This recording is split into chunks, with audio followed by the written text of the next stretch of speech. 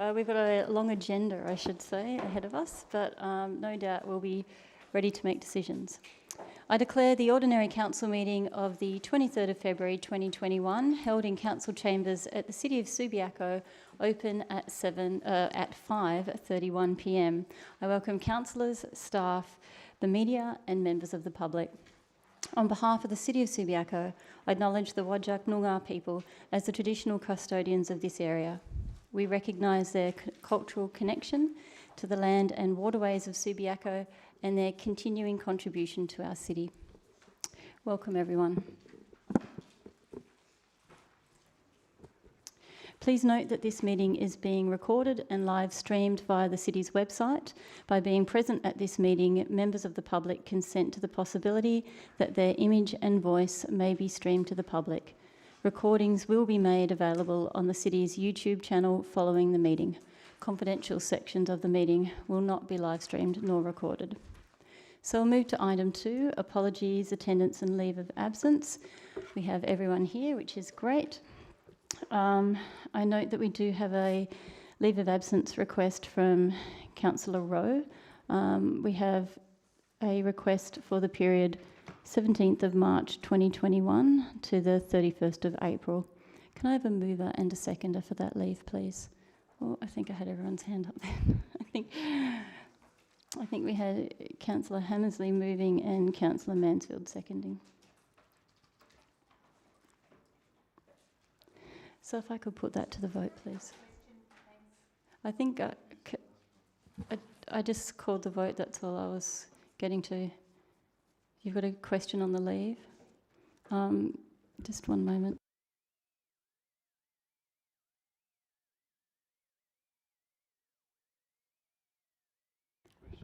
Sure. So what's your question, Councillor Stroud? Thank you, Mayor. It's just that we gave Councillor Rowe a leave of absence. Yes, I think Councillor Rowe. Well, he did email that in his email to all councillors saying, please be aware I was unable to take my leave. So I attended, as you all are aware. We did see Councillor Rowe at things. And so he withdrew that just so that... Well, I think he's just asked for this one. So I think that's just how it works. You put in a new leave form and here we are about to vote on that. So if we could call the vote, please.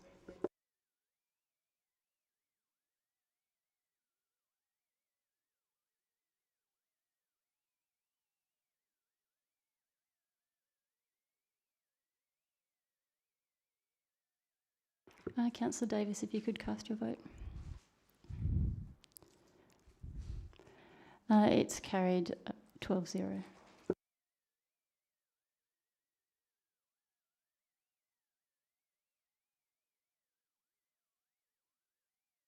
So item 3, disclosures of interest. I understand we have one disclosure of interest from Councillor Jennings.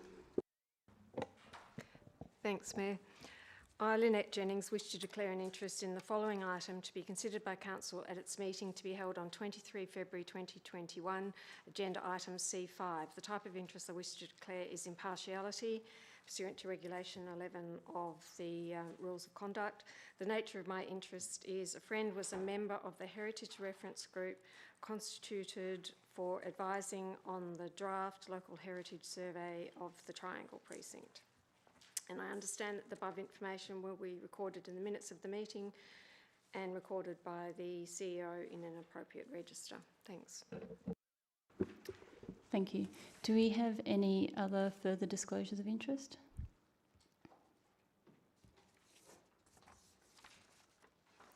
If not, I'll move to item 4, response to previous questions taken on notice. At the Special Council meeting held on the 28th of January 2021, the following question was taken on notice. The question was from Mr Mummery of Keatley Road in Chenton Park.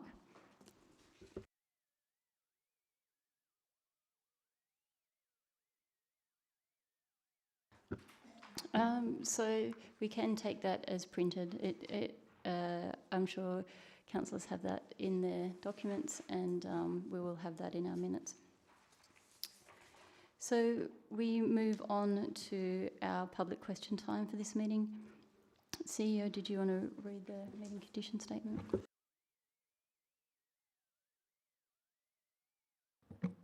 Thank you, Presiding Member, and good evening, councillors and members of the gallery. The conditions of entry and behaviour to this council meeting are contained in a statement displayed on the door on the entry to the council chamber. Please ensure you are familiar with the conditions so that the meeting can be conducted at an appropriate standard. Thank you. So we'll start public question time, please. Our first question is from Ms. Leader of Cuthbert Street in Shenton Park.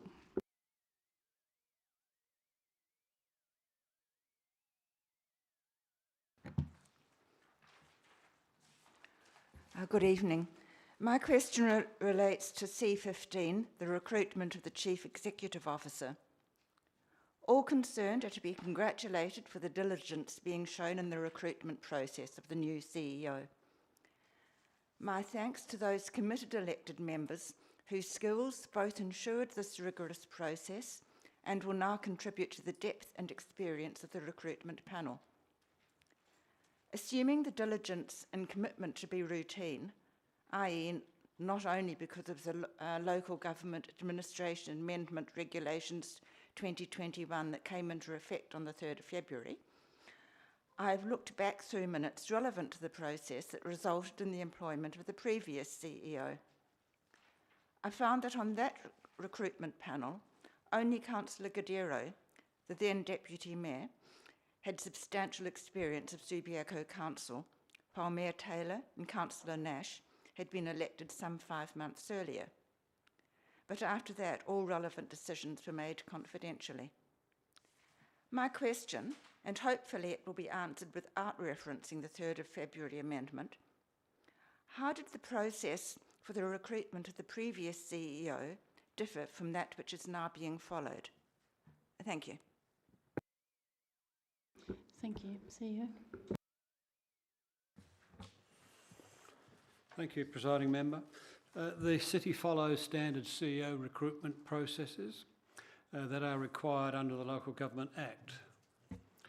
There has been 2 elected member workshops held in addition to the 3 council resolutions so far in this process, and the need to adjust the current process to comply with the legislative changes made in February. So in a quick summary, the process is pretty much similar but more involved. Thank you. Our next question is from Mr. Clements of Barker Road in Subiaco.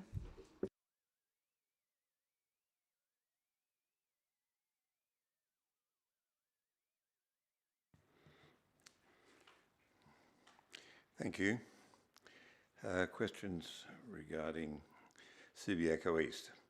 First question, a successful elected member's motion called for a Subi East update to be included in each ordinary council meeting to keep councillors and the community up to date.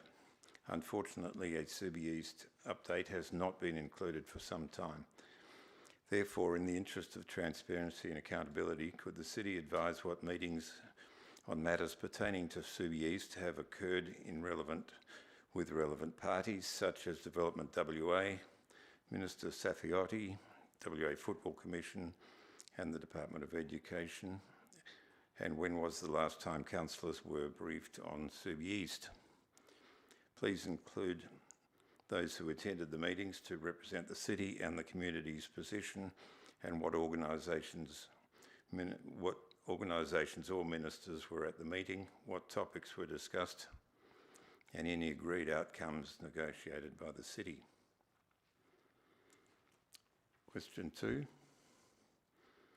Development WA have appointed JLL to handle developer inquiries for Subi East, and Minister Safiotti in her media release on 14th of January 21 stated, in 2020, subdivision approval was granted for the creation of 26 residential lots within the City of Subiaco, encouraging economic growth and vibrancy.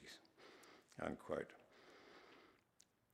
Could the City please advise details of who approved these lots, when they were approved, and any deposits received or lots that have been sold, and did the city take part in this process? Please email or provide the link to the map of what lots are included and their location within the Subiaco East redevelopment. Thank you, Mr Clements. We will have the first question, but the second question we will need to take on notice. Director of Community and Development Services. Thank you, and through you, Mayor Taylor. In response to the first question, the Council resolution required a Subi East update in the Matters for Information report until the completion of the master planning process, and that was completed in October 2020. Development WA provided an update to elected members at a strategic workshop on the 3rd of December regarding the Subiaco East public realm and landscaping works.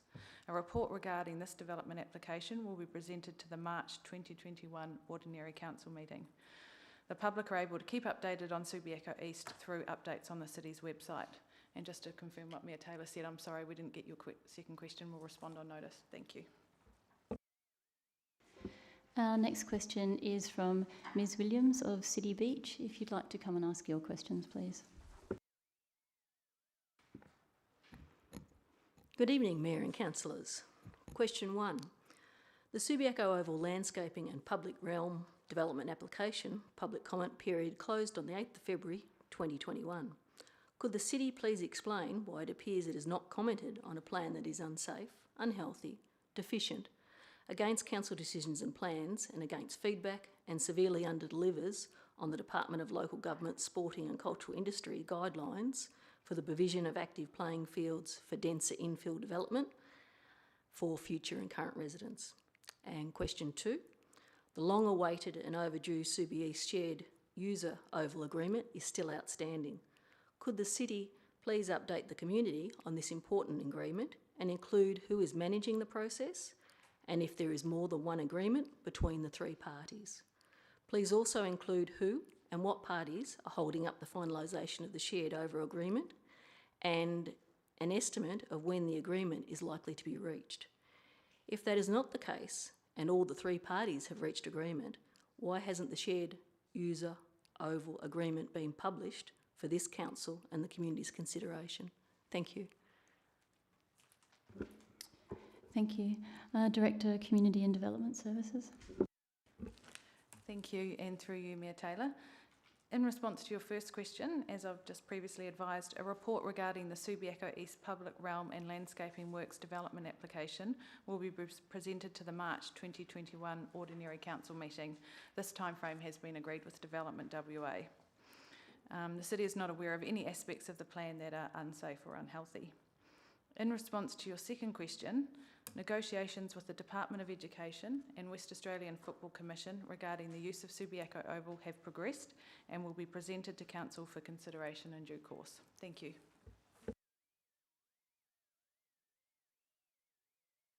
So we've now come to public statement time. We have one public statement from Mr Collins of Railway Road in Shenton Park. If you'd like to come and share your statement, please.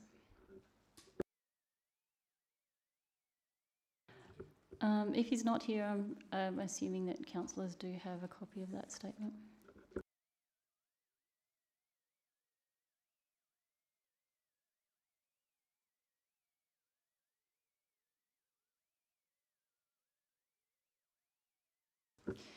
So we'll move on then. That ends our public time for this evening. We're at item 7, where we have no petitions or approved deputations. We'll move on to item 8. Confirmation of minutes of previous meetings. 8.1, Ordinary Council meeting on the 15th of December. Could I have a mover and a seconder? Thank you, Councillor Stroud. Thank you, Councillor Davis. Could I put that to the vote, please?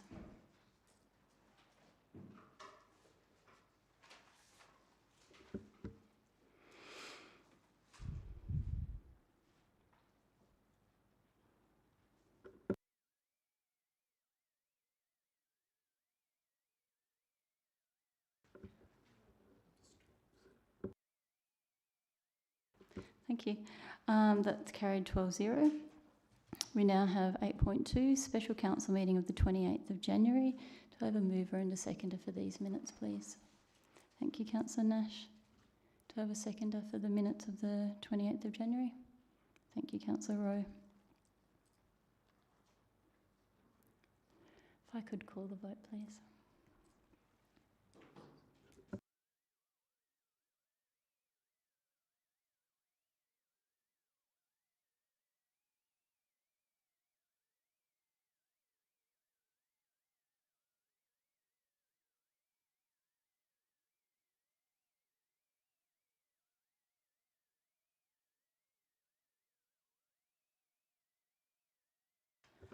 We've called the vote on 8.2, so councillors, everybody? Councillor Powell? Oh, just try again. Is that everybody now? Okay, the vote's 11-1.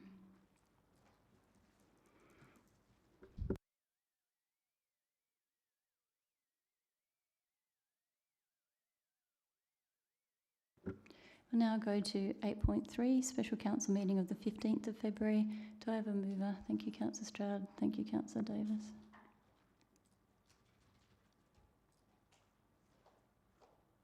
If I could call the vote, please.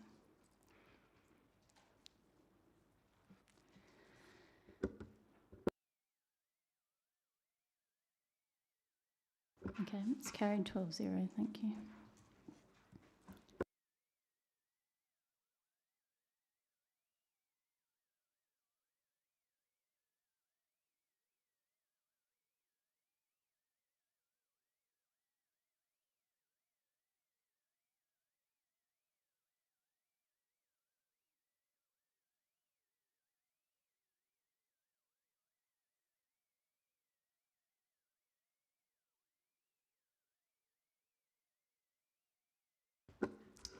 Okay, councillors, we'll keep going while we just have a little, see if we can get my system to work. So item 9, the announcements by the presiding member without discussion.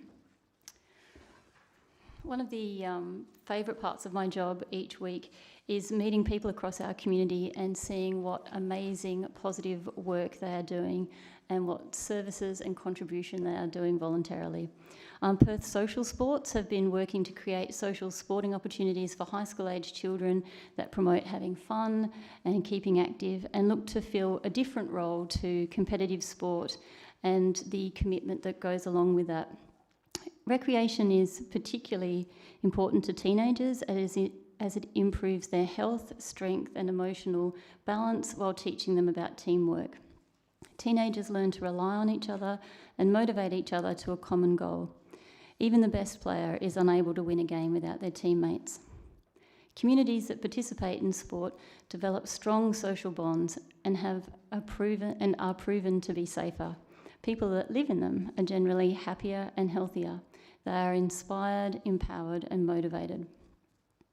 So sport teaches teenagers to play fair, respect the rules, opponents, officials and teammates.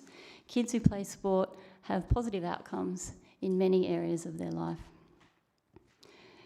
Social sport achieves all of this without the need to be the best on the field, the most coordinated, or to have been playing a sport since you were very young.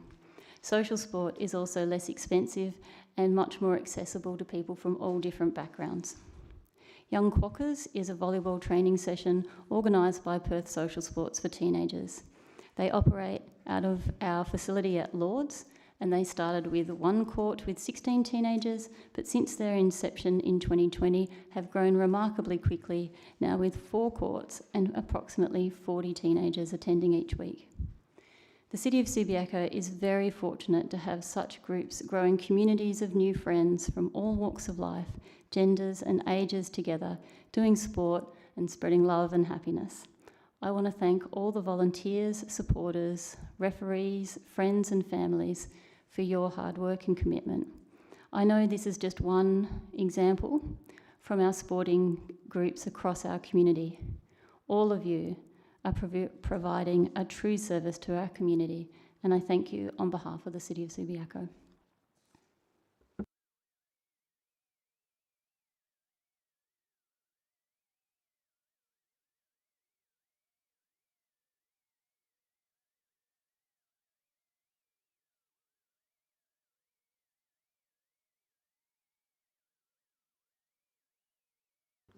So councillors, we'll continue our meeting. We're now at item 10, officers' reports.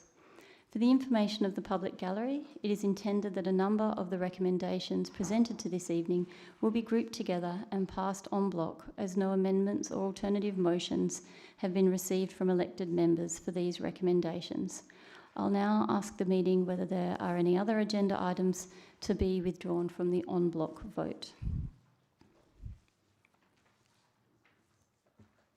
So I have C2, C3, C4, C6, C7, C8, C10, C11, C13 and C14. Do I have a mover and a seconder, please? Thank you. Councillor Mansfield and Councillor Nash. So I'll call the vote on the en bloc items, please.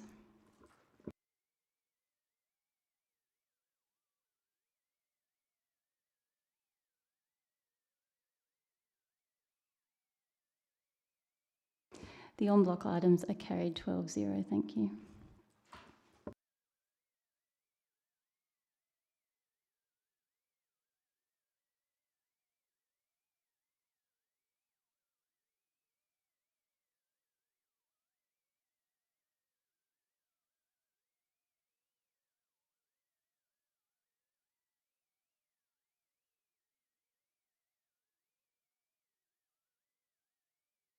So councillors, will proceed straight to C1.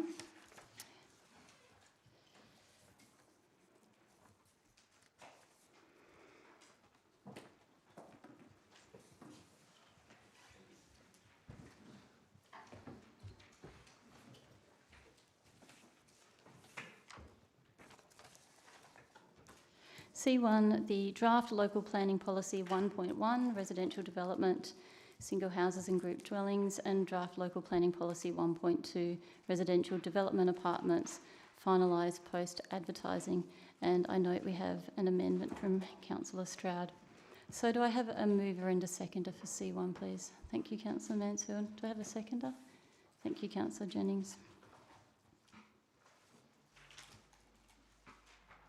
Councillor Mansfield. Oops, thanks, Mayor Taylor. I guess what I'm going to say doesn't really differ that much to what I said in December last year on this issue. I think that there have been a number of very positive aspects to the preparation of these policies, particularly as they were done with input from a 20-member community working group. And they were then advertised for wider public consultation, which I think was a very positive outcome. I guess the other positive outcome is the number of important additional changes which have been made, and I make specific reference to LPP 1.1. We've got the addition of some diagrams to add greater clarity, and for LPP 1.2, the definition of the interface area has been increased from 6 metres to between 12 or 15 metres, and the setbacks have been increased for each storey by 3 metres. What's also been done as a result of the public consultation process is that the staff have formulated information sheets with easy to understand terminology, so that lay people can hopefully get a better understanding of what is quite complicated policies. The modifications that have been made do address the matters that were raised in the submission, and I think the end result is what I think are balanced planning policies which seek to do a couple of things. They seek to preserve the established neighbourhood character. They seek to manage the interface areas between higher and lower densities, so that the bulk of the higher density development is shifted away from the interface with low density properties. And importantly, they seek to guide the future of residential development in the city. So like I did back in December, I recommend them to you now. Thank you. Councillor Jennings. Speaker against the motion. Speaker for the motion. Councillor Rowe. Thank you, Mayor Taylor.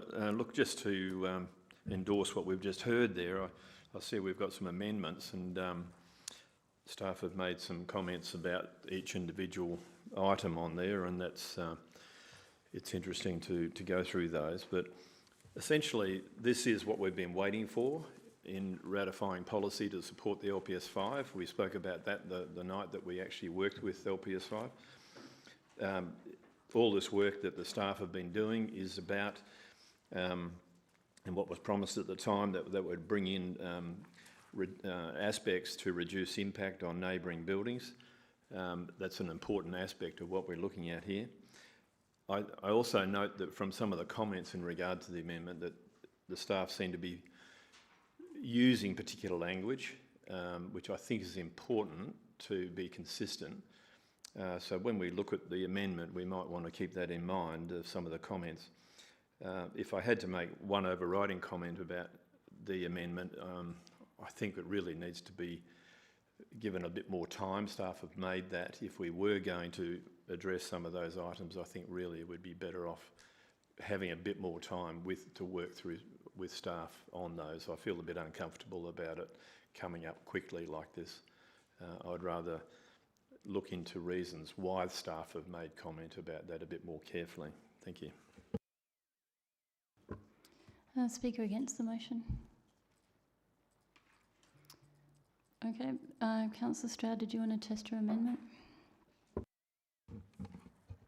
Yes, thank you, Mayor. But first I do have some questions that staff haven't come back on, which is a pity because I sent them in last Friday. So I would like to address those first. Thank you. So on in reference to page 5, and I apologise for this, it's a little bit complicated, but A2.4.3, figure 4.1, I'm not really sure the answer you provided actually engages with the question I put, and that is the 3 metre setback the most we can impose? Thank you, through you, Mayor. Manager for Planning Services. Thank you, and through you, Mayor Taylor, the R codes allow for setbacks to be varied, and the 3 metre setback as described in our policy is consistent with the nature of the R codes and the areas transitioning, and looks at some of the dimensions of a habitable room and a bedroom. So that's why that figure has been imposed. But councils can impose any other figure. It will just need to stand the test of planning rationale.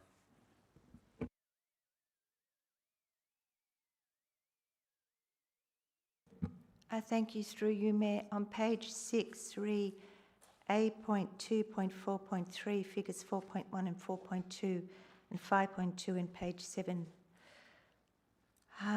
And also page 7, re A2.4.3. It's a question about the laneways.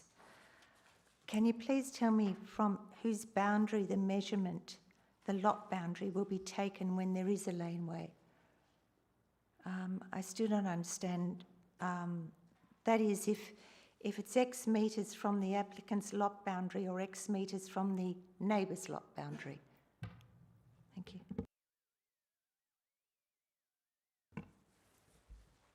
Thank you, and through Mayor Taylor, the question is from the lot boundary from the development site. So that's where it would be taken. If they share a common lot boundary, then so be it. But if development is proposed from one site, it's the lot boundary from the development site.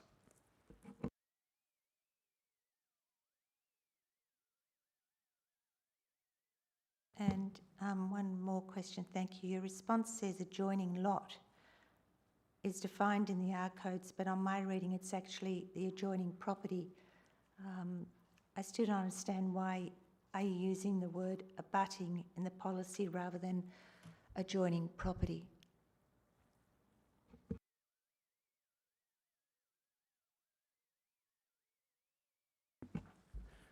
Thank you, and through you, Mayor Taylor, and that's because that's the definitions that we prepared in our policy. That could be amended to adjoining property, would mean essentially the same thing. Thank you. Yeah, Mayor. so yeah, I'm thinking if we've got you as the mover for your amendment, if we've got a seconder for Councillor Stroud's amendment. Councillor Hammersley. Thank you, Councillor Stroud. Thank you, Mayor. Firstly, I want to explain very clearly that my amendments did not come from just a submission on Monday morning. They actually date back to February the 8th. And I did that very deliberately because with these potential amendments, I also had a lot of questions that may have prompted other amendments. So there was a very clear table for staff to follow through for us. And it was very obvious that what I was doing is developing up potential amendments, but I was seeking further clarity and responses from staff. So this is not something that has just come out of yesterday morning.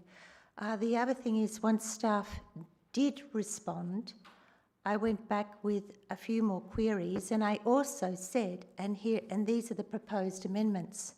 Now that was last week. I waited for some responses, and when I didn't get back any more info, I submitted the amendments Monday morning. But there was definitely a heads up on this. So I'd also like to point out that after really going into the detail on these amendments, with feedback from councillors and with feedback from the community, I felt very vindicated in moving to defer this to February. There were a lot of corrections that were beyond typos that were picked up for a start. And on top of that, some of these amendments that I'd like to put to you now. So moving on to the amendments, what I've put in front of some of you, and I sent an email too, I thought perhaps the best way to approach this was to respond to the officer comment, because I know as a councillor you all sort of go immediately to the officer comment on the amendment that I proposed. So if you open your amendment sheet,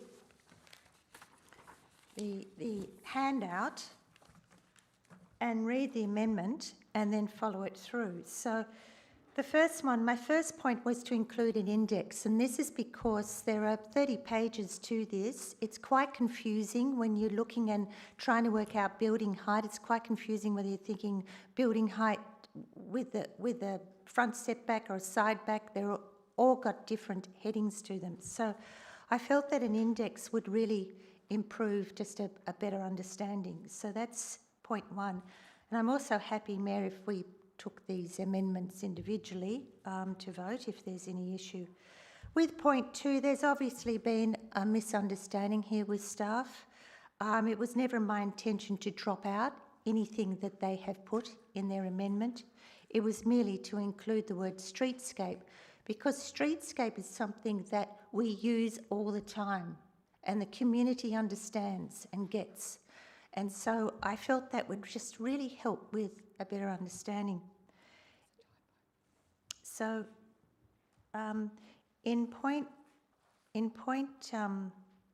yes, there was a typo, wasn't there? Was meant to be of built. Yes, the staff have put build form in my amendment, and it's meant to say built form. Thanks, Councillor Hammersley. In point three, this is not a major change. It's just helping the reader to have a better understanding and just know where to look. It really shouldn't be a problem passing through. Same with point four, point five, and point six. And then point seven, once staff came back to me and explained that the design review panel doesn't actually refer to their terms of reference. They refer to to the local planning policy 1.9, that was a really interesting clarification, but unfortunately I didn't get that before Monday. Therefore, for just a better understanding of where to look for that reference, I recommend local planning policy 1.9 is inserted instead of the terms of reference. So that is an amendment to my amendment. And if I may proceed, thank you, Mayor, just one more. Yeah, Councillor, if it is just one more, because I'm thinking there is like a few people who do have some things to say on this, I imagine. And so if you'd like to just finish your 1 point, thank you.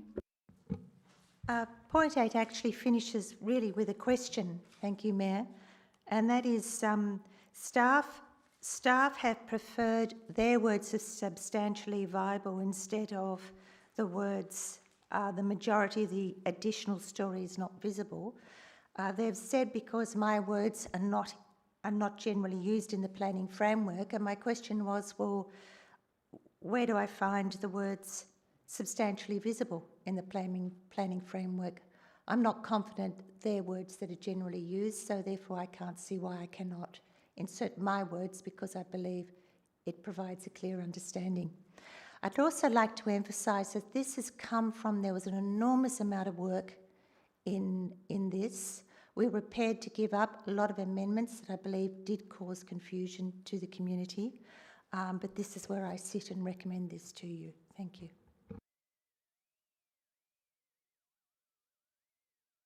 Councillor Hammersley. I'll reserve, thanks.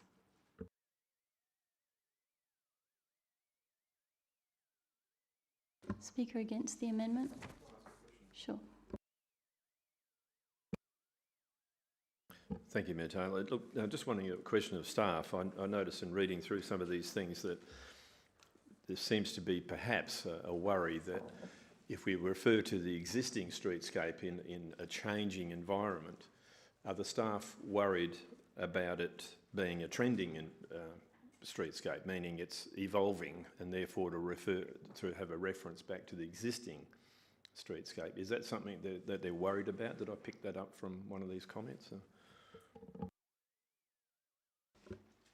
Manager for Planning Services.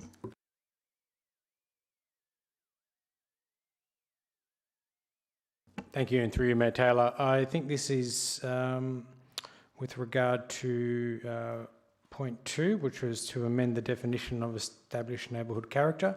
There was no misunderstanding. The definition was amended as per the amendment, which included the word build, and what our comment was on streetscape is actually already mentioned in the public domain. So you're just repeating it twice. It serves no purpose. And that's where we're coming from on that regard.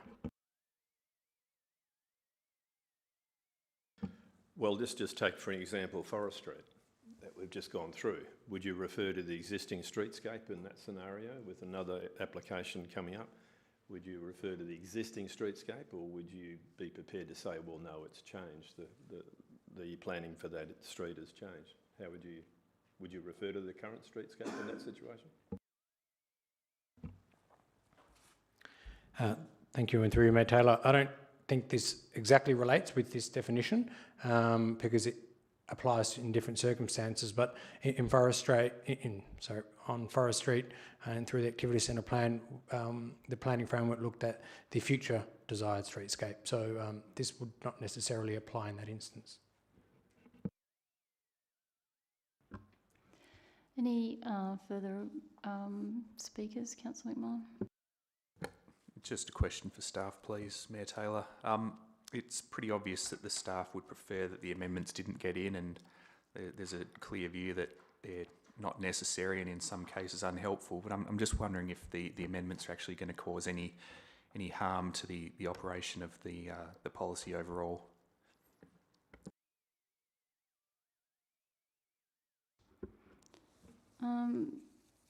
I did notice that there was some comments around our protection, which is what I was a little bit concerned about in terms of complicating the local planning policies. And given that these are what we've been using to lean on for our protection, I'm just hoping that any of the proposed wording changes don't weaken anything if we end up having to rely on it in other settings where these things get heavily scrutinised. Manager for Planning Services. Thank you, and through you, Mayor Taylor, I guess the terminology used is the terminology that the planning officers are very familiar with and come up in, I guess, the general assessment of planning matters. There was one amendment from the floor I heard tonight about including the policy 1.9 in there. As this amendment has been drafted, if that motion is passed and this motion is passed, and 1.9 becomes obsolete because that's renumbered by the other resolution. So this is why we like to have, that would already cause a confusing example for someone looking for that policy. So this is why we've purposely created these policies so that they are flexible and then they are easy to read. Sure, some of the changes are immaterial. As I said, we received them yesterday. And we haven't had a full debrief and an understanding of them. And I guess the other one was one of the definitions has been halved, so there's less clarity, and an index is probably more confusing in a planning sense as it serves no purpose, and these policies need to be read consistent with the R codes. We have said that we'll be undertaking a easy to read document which would then clarify additional matters, and that's where we can pick up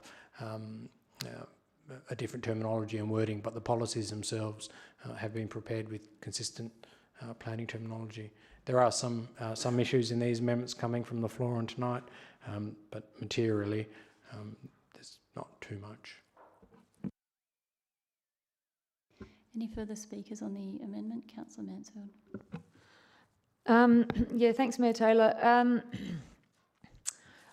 Yeah, I'm a little confused because we were given some amendments yesterday. We were given Councillor Stroud's amendments yesterday, and now Councillor Stroud has gone through those amendments tonight and made further amendments to the amendments, which I'm finding confusing.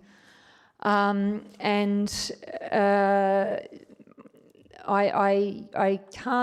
understand perhaps the intent behind the amendments is to make the policy more easy to understand or a little bit clearer, which I think is not a bad undertaking at all. But I think, as the Manager of Planning Services has just said, these policies are worded in very particular ways for very particular reasons. And I really don't think that we should be tinkering around too much with that wording. I think it is there, it's very intentional, and it is there to serve some very specific purposes. So I think, again, referencing the Manager of Planning Services, the information sheets that I know that the staff have been working on, which will be distributed and work, I guess, alongside in more layman's terms, that they will serve, I think, as a better guide to these local planning policies than some of the grammatical changes and other amendments that are contained in Councillor Stroud's motion. So, yeah, for that reason, I'm not going to support this one. Any other speakers for the amendment? Councillor Rowe. Thank you, Mayor Taylor. Look, I just wanted to read the summary of what was on here because it's a little bit in conflict to what we just heard in a way. But a précis of these additional points that I've underlined from staff comment was that point 1 was not supported, point 2 is not supported, point 3 necessitate additional work in updating the local planning policy, 4 makes no material difference, point 5 makes no material difference, point 6, no material difference. The proposed wording regarding the terms of reference is incorrect as the design review panel operates under a local planning policy. And point 8, no material difference. So there seems to be a little bit of inconsistency with what we're getting here at the moment. Thank you. Any further speakers on the amendment? I'll call the vote then on the amendment. Sorry, Councillor Jennings, I did ask twice.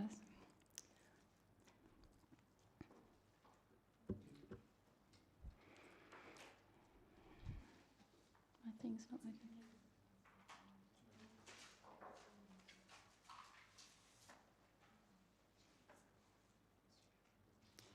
Councillor, as we've got everyone.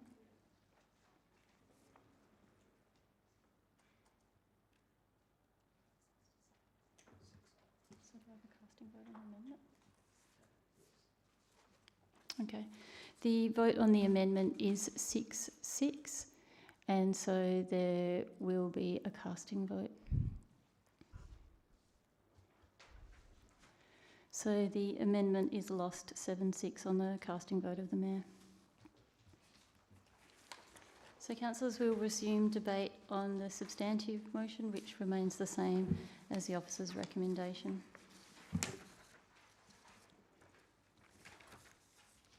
Do I have any speakers on wishing to speak to the motion as it stands?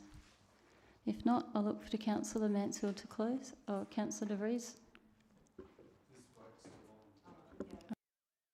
Are you wanting to speak, or are you just letting... Okay. Mayor Taylor, to the Manager for Planning Services. Look, you know, I have to agree that a lot of tremendous work went in the community consultation, but I was just concerned regarding the expectation that the transition areas are expected to transition to higher density development over time. Do you envisage that in any sort of time frame, or is there a sense of it being just in the planning policy so that we know that it's going to happen, but 10 years, 20 years? Because obviously that's an expectation, which will obviously disappoint people, but has to be there. But just in terms of the time frame, thank you. Manager for Planning Services. Thank you, and through you, Mayor Taylor. Really always a question that we receive, and a really hard one to answer, because how long is a piece of string? And even if development applications are approved, then there's no ability for us to enforce someone to come up and make that development. So then it's then subject to market operations. In experience, these sometimes take many years to go through, and we think that the majority of development in the city will probably be pushed to the city's targeted growth areas in the town centre. So I think there will probably be a long-term period, although there might be a couple of developments pop up here and there. Thank you. If there's no further speakers, Councillor Mansfield, could you close, please? Just briefly, yes, I do recommend these local planning policies to you. We have undertaken a very comprehensive process, and I think that it is important that these protections are in place so as the city can, future residential and development can be guided throughout the city. Thank you.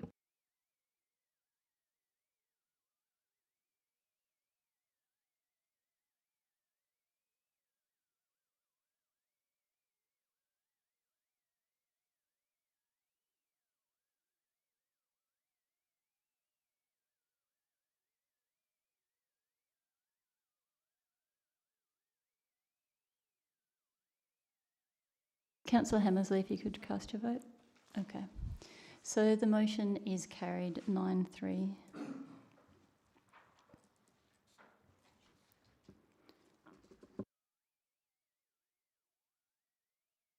So councillors, one of the motions that came out of the en bloc motion was C5 that was removed due to a declaration of interest, but we didn't have any alternatives and amendments. It's C5, draft local heritage survey of the Triangle Precinct for public advertising on page 35.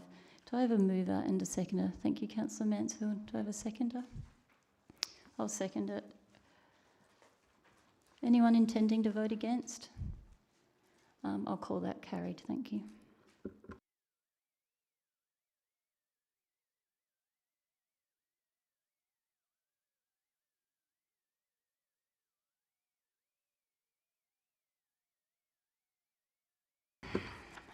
Councillors will now move to C9, the review of the wards and councillor representation, submission to the Local Government Advisory Board on page 54 of our agenda.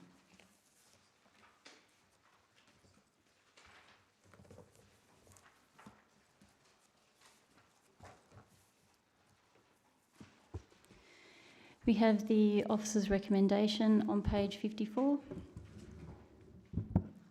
And I note we have an alternative from Councillor Jennings. Also, councillors, this vote requires an absolute majority of 7.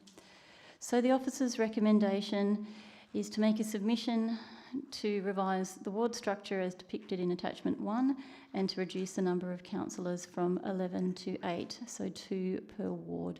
Do I have a mover and a seconder for this motion? Thank you, Councillor Mansfield. Do I have a seconder? Thank you, Councillor Nash. Councillor Mansfield, would you like to speak to the motion? Thank you, Mayor Taylor. This is a bit of deja vu for some of us, but hopefully we'll get an outcome this time. So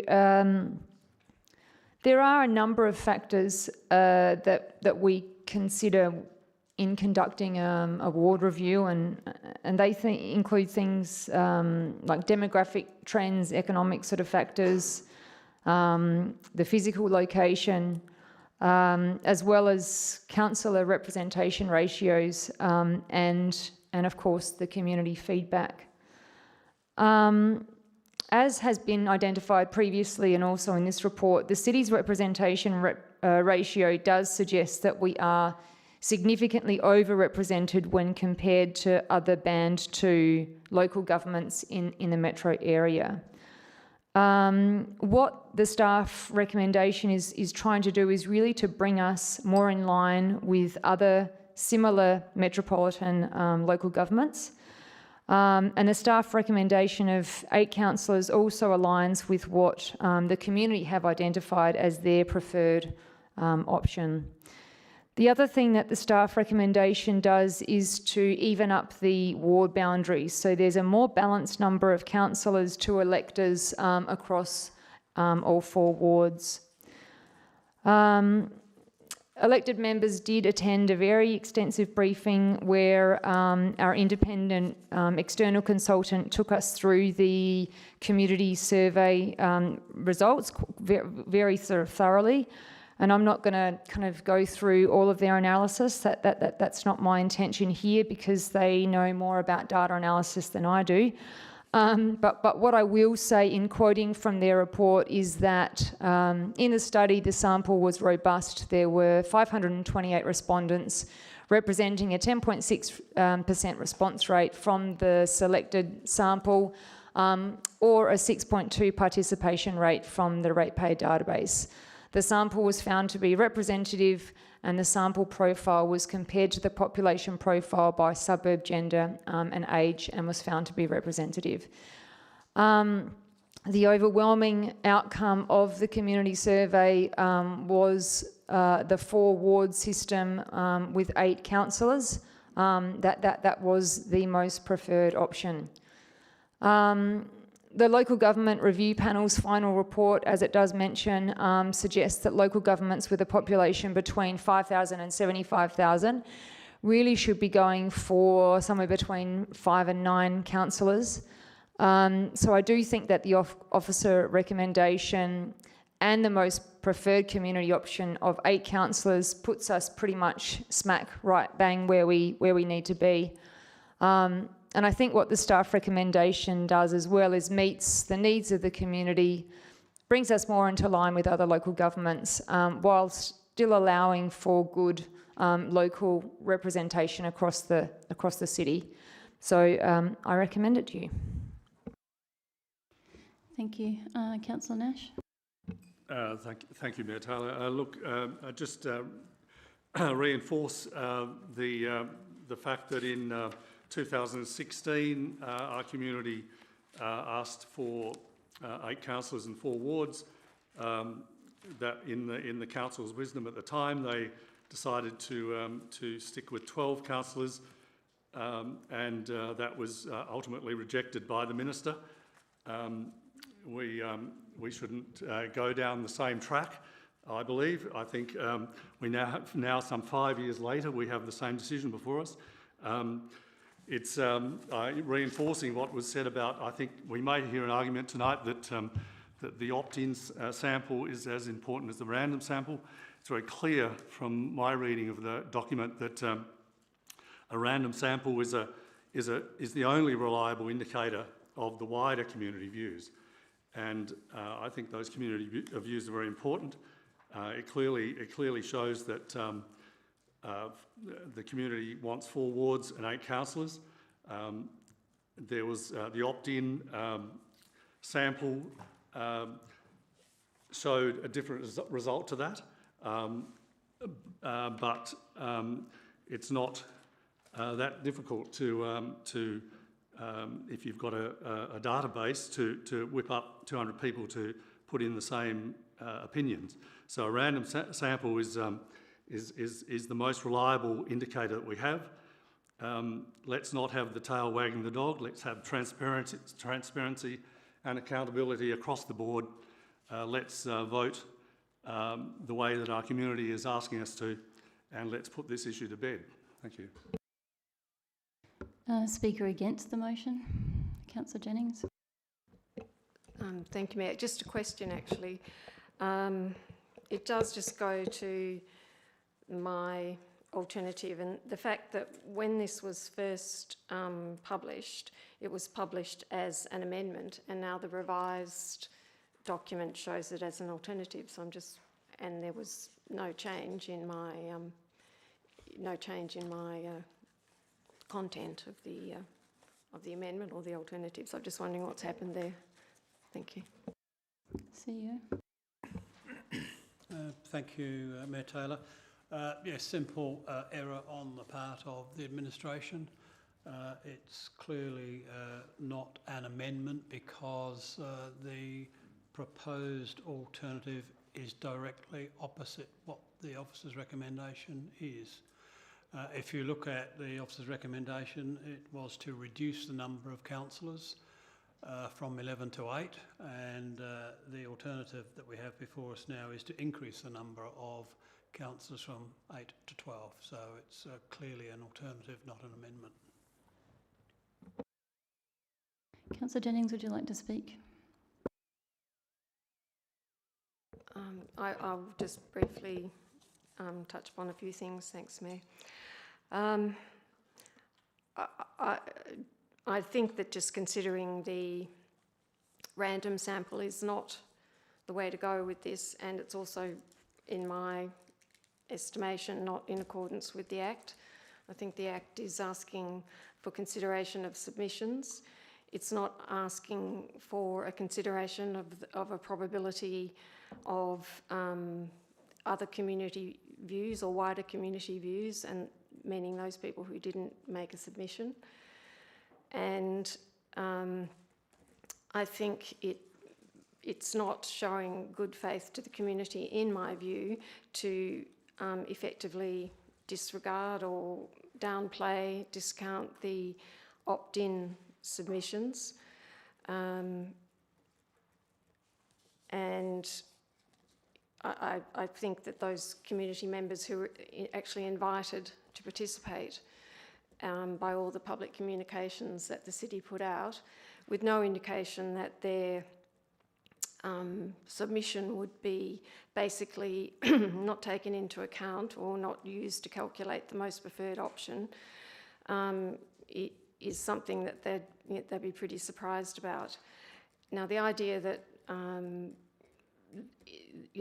they can be more influenced than a random sample, I'm not sure that is necessarily the case in Subiaco. Subiaco is quite a small and interconnected community.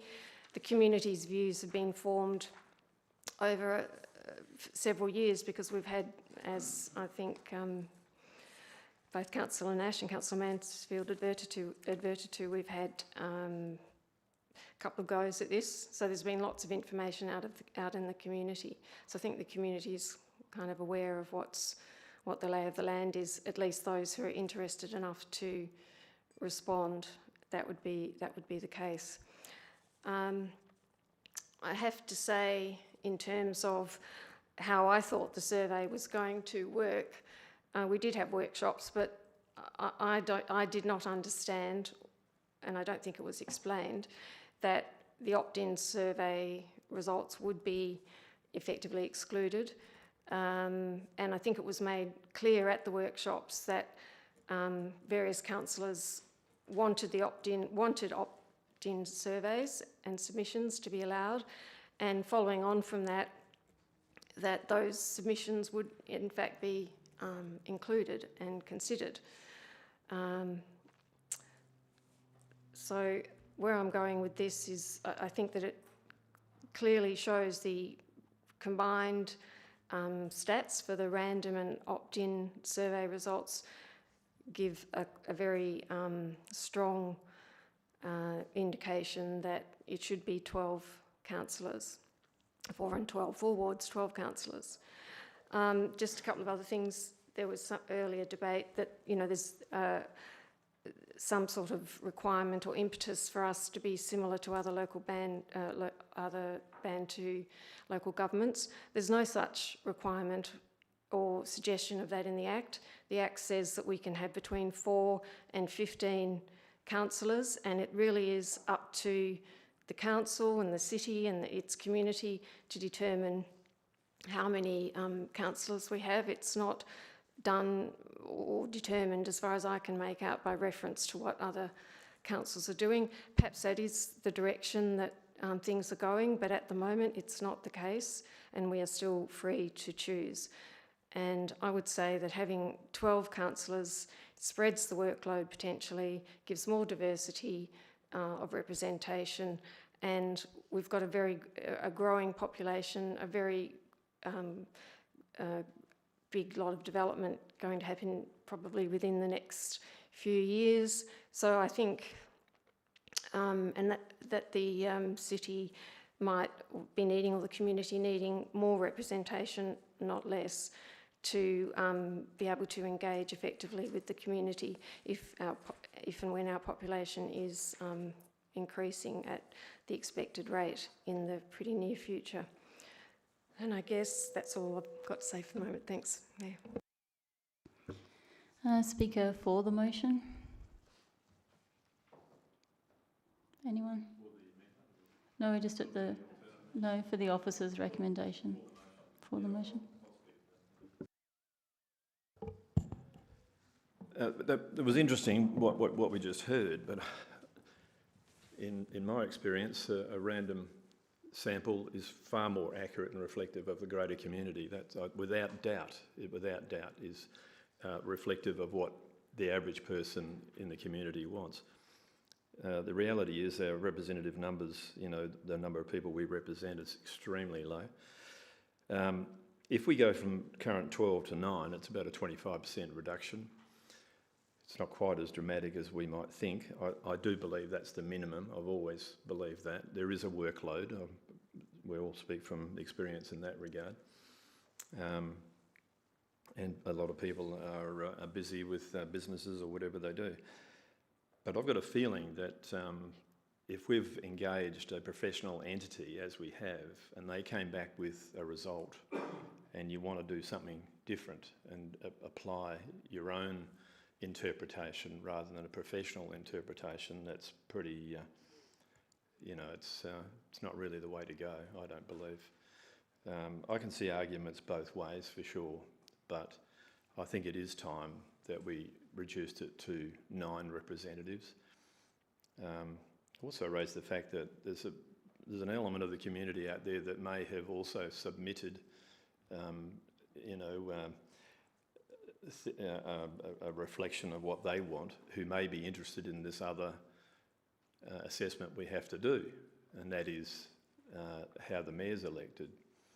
So I'm just wondering whether they were common people, those who want to change the election of the mayor, which I certainly don't agree with. And I honestly believe the majority of the community doesn't want to do it. And maybe that's why they want a different number and it's submitted. I don't know whether they were the same people that were on that that list of people that submitted earlier about the mayoral election. But I honestly believe we should be staying with what the professionals, how they've interpreted the results. That is, reflecting what people want and what people don't want. That's how they balanced it when we sat here and heard what their report was when they walked their way through it. I think you've got to have respect for that. Thank you. Councillor Mansfield. Mayor Taylor, may I ask two questions? My first question does relate to what Councillor Jennings raised in her discussion, and my question is to staff: is using the random sample in this analysis in somehow contravention or going against the Local Government Act?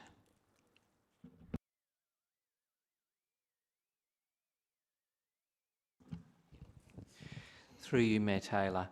I think the comment I'd make initially is that the results of the opt-in respondents have not been excluded. The opt-in results have been presented separately for consideration to deepen the understanding about the community segments. And the other thing I'd probably say is that the advice that we got from the specialist consultant doing the work is that it is appropriate to consider the results from both segments, random and opt-in, separately due to the different characteristics of each segments, and that the opt-in sample, for example, is overrepresented by older people and people within Daglish, and the risk of influence must be considered in the opt-in samples where persons could lobby and influence others in terms of expressing their points of view. So coming back to my first point is that they both have been incorporated, all submissions have been considered, they've just been shown separately so we can have a deeper understanding in terms of how that's influenced by different segments within our community. Councillor De Vries, I think you had your hand up. It's really important in a community consultation process that when we ask for the community's opinions and we ask for public submission, that those views are respected. Now, I do understand that Catalyse is did some fantastic research, and I also understand the argument that random surveys work better to get a wider community view, but I think this kind of process wasn't exclusively about just using one survey instrument. We used two survey instruments, and those two survey instruments, one of them was going through the random website. Maybe the questions were the same, but they were slightly different in their approach. One is where people could choose, and if those people who chose to make that submission happen to be older people, well, so be it. Older people maybe have a bit more time on their hands to sit down and look at those surveys. Perhaps there had been a body of community and that had a discussion. I've received this survey, this random survey. Are you aware of it? Maybe they let their friends know. And that evolved into greater participation. We don't know how that happened. We cannot use conspiracy theories to say perhaps it's regarding the mayor vote. I have no idea. But what I do know is those people who opted in, their voice also matters in this process. And I think what concerns me is the margin of error between the decision makers from the random survey. I think it's just a matter of a couple of % difference. So perhaps some people didn't vote because they looked at it and they thought, well, you know, my opinions don't matter. We don't really understand how and why people make choices to vote.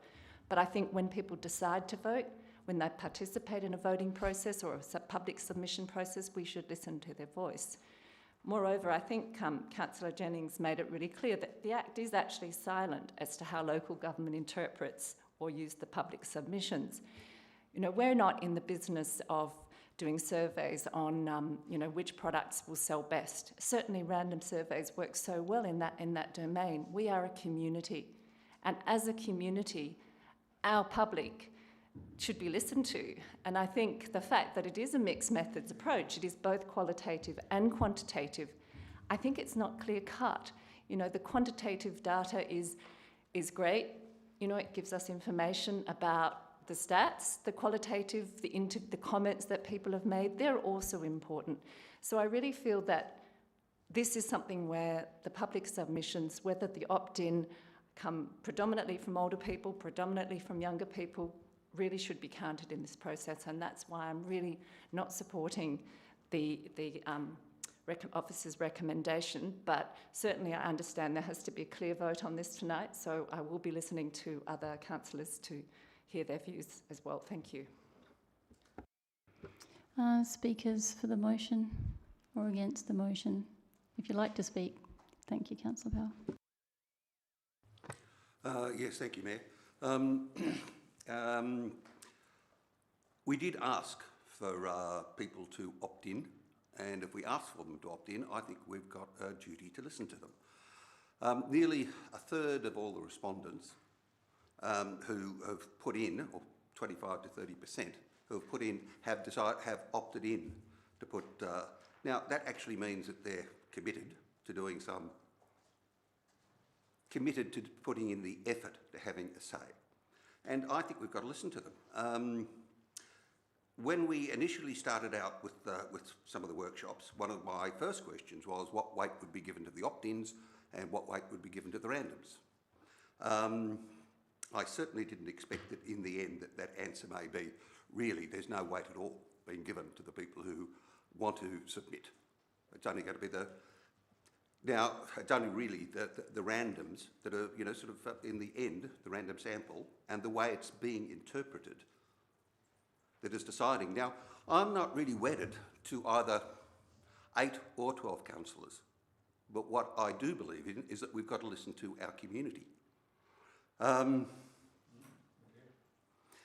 I've seen no proof of any manipulation, and I would, if Councillor Nash would like to provide it, I'd be quite, is there proof that this was a manipulated result? Because that tended to be what I took from your comments, that somebody could go out and organise it. So, I mean, if that's, I've just seen no evidence of it. And I'm not hearing any evidence come back either. Now, essentially, if you do put the opt-ins, if you do put them together, you come out with a very clear result that it's 12 councillors. As I said, I'm not wedded to that, but I do believe that we should try and act in accordance with what the community is telling us. Thank you.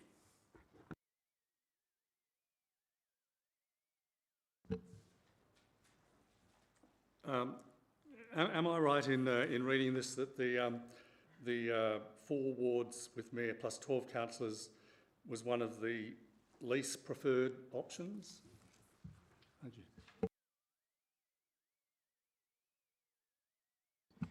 Through you, Mayor Taylor.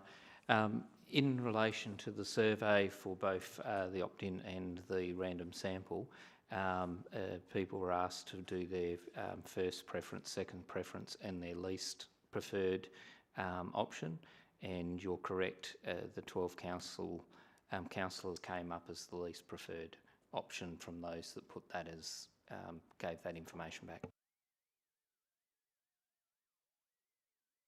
Councillor Jennings. Thank you, Mayor. Just a question through you to the Director of Corporate Services, I suppose. In the report on page 83, it actually says the 4 wards and 8 councillors options received the highest total number of preferred responses, with the 4 ward and 12 councillor option receiving the next highest total number of preferred responses. So that is necessarily referring to the random responses. Then on the top of the next page, it goes on to say, on this basis, the researcher determined that the 4 ward and 8 councillor option is the most preferred option.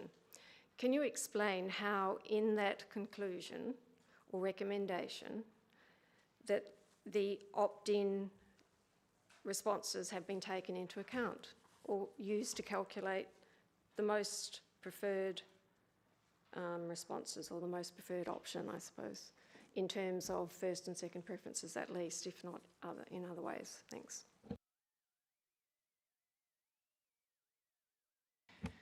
Through you, Mayor Taylor, in terms of analysing the results, the consultant looked at the first preference, second preference, and then adjusted for the least preference coming through.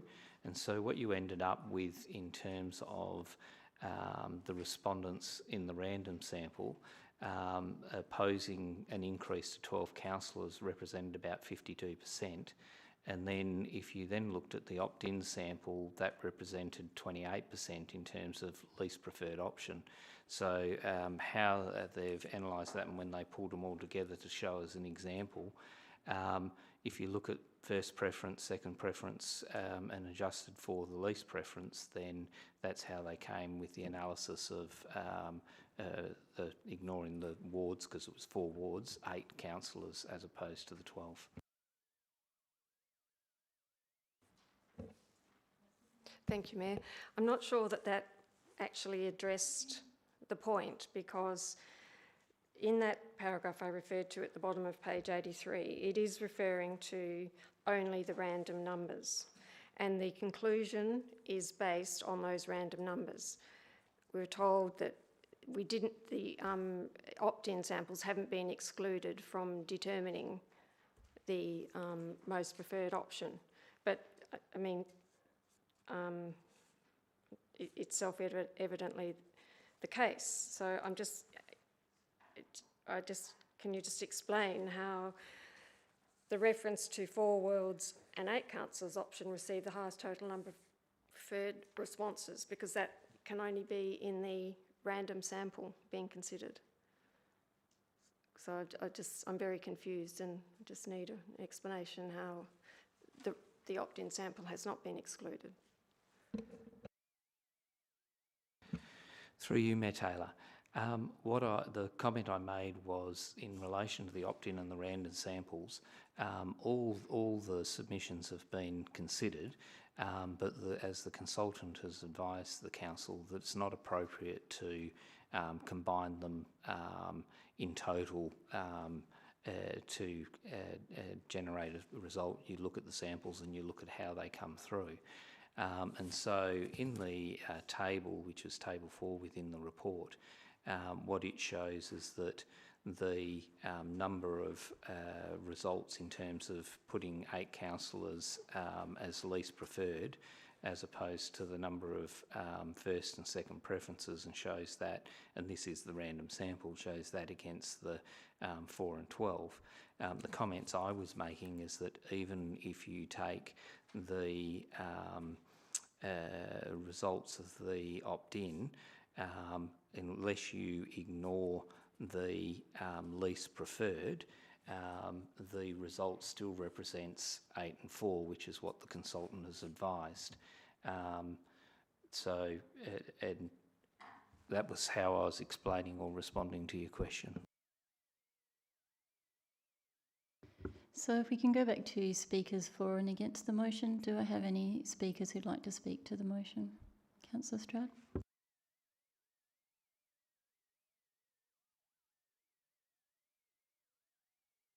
Yeah, mine are too. I think we just ignore that till we get to the vote. Okay, just so they're aware. Whereas Councillor Hammersley, she's got just a permanent yes. So,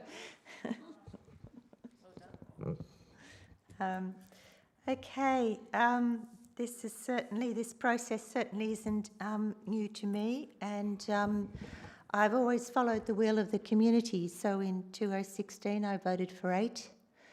And in 2018, the community had changed their view and wanted more numbers, and so I voted for 12. I do not agree that in a democracy a local government can be overrepresented. I believe that's an oxymoron.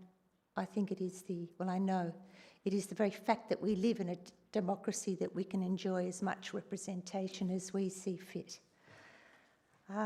I believe we have hit an all-time low with the way the public consultation process has been analysed. this marketing concept of choosing random on the basis that it avoids lobbying, I believe is very naive. There have been elements out there in the community that have been pushing 8 and 12 at different levels, and I believe that the random community has been affected by that just as much as the opt-in community. I am very mindful of the increasing workload on councillors.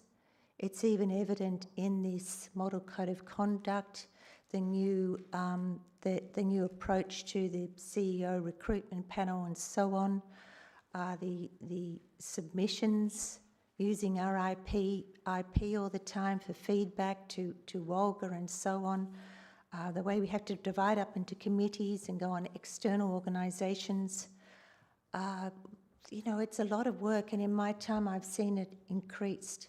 And on top of that, we do have an increasing city population as well. So that does worry me, and so I'm just still very mindful of that. I'm also very mindful of the fact that we have not achieved in the last two processes, in 2016 and 2018, we haven't achieved a boundary realignment, which is definitely out of whack. And we do need, in my view, to have those boundaries reorganised. So I'm worried about the Minister rejecting a proposal from us and we end up back to sort of where we are now. I believe we do need to come to decision tonight. I'm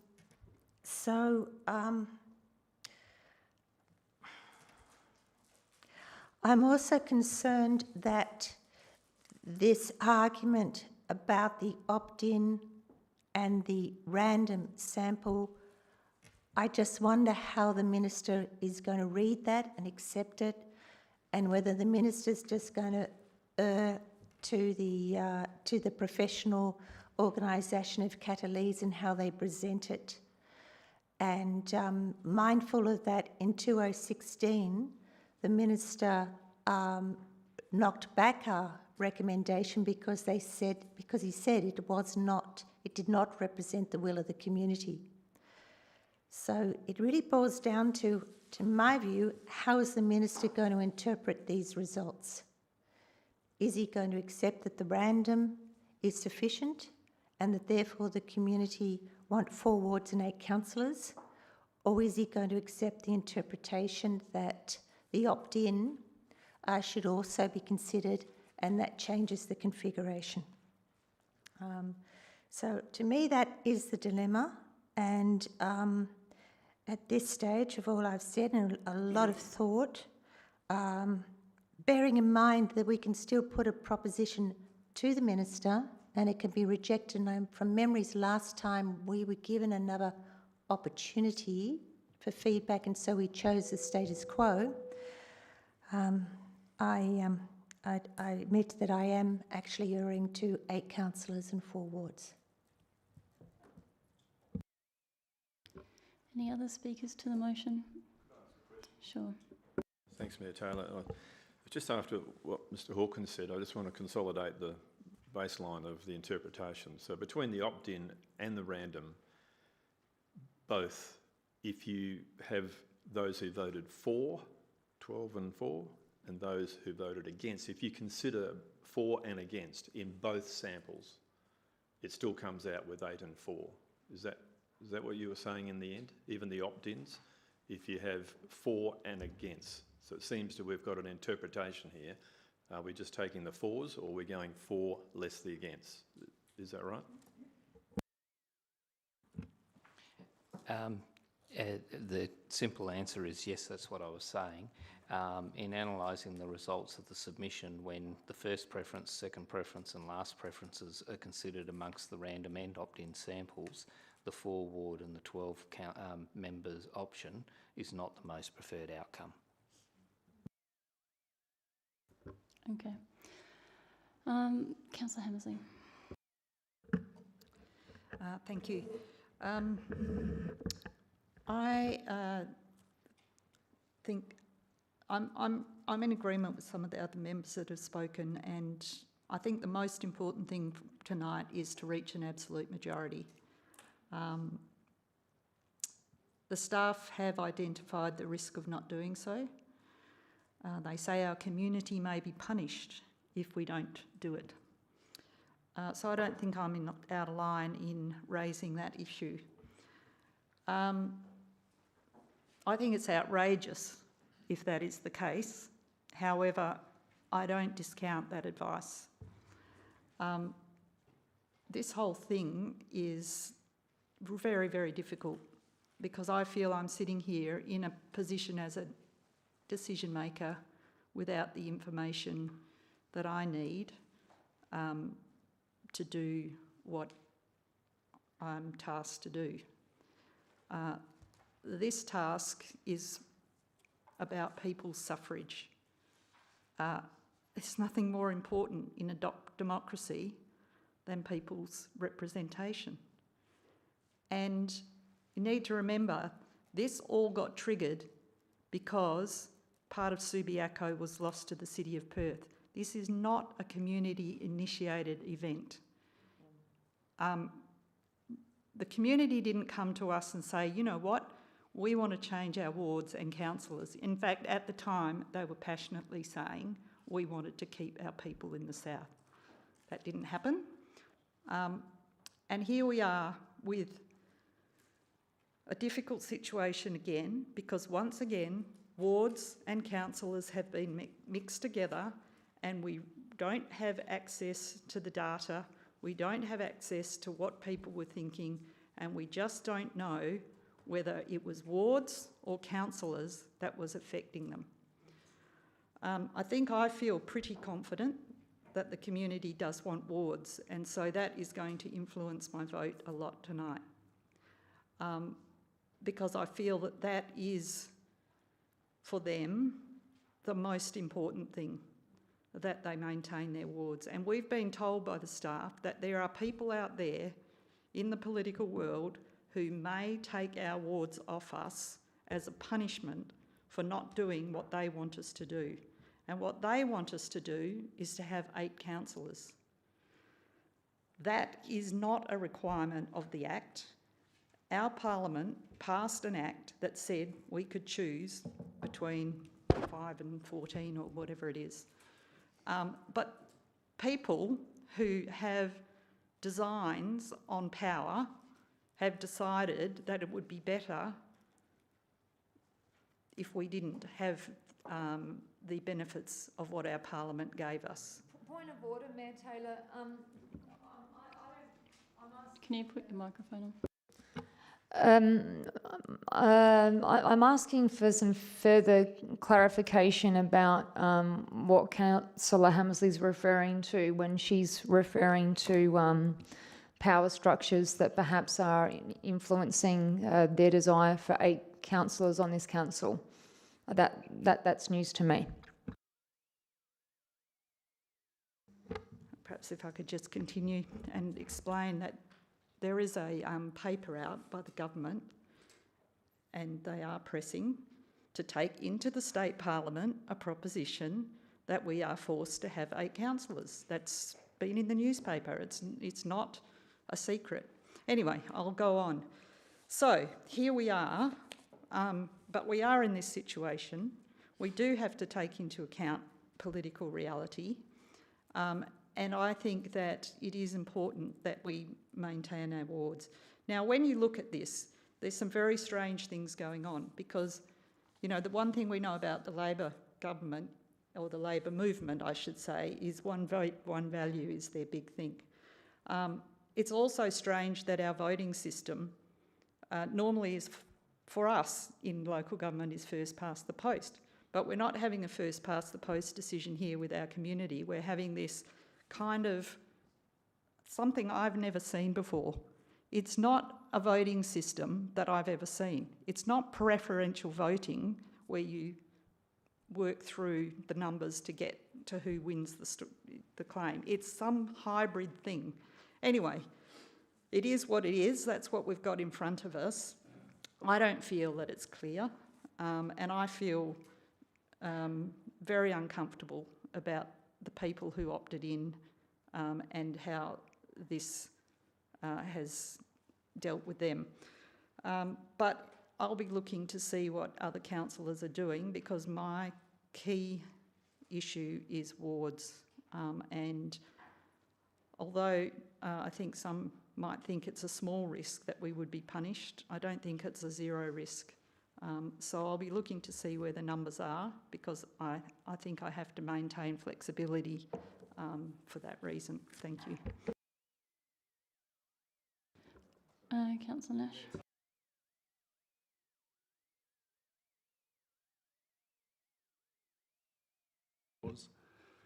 Meeting procedures law. Councillor Powell earlier, or interpreted my earlier remarks as implying some kind of manipulation. That wasn't what I said.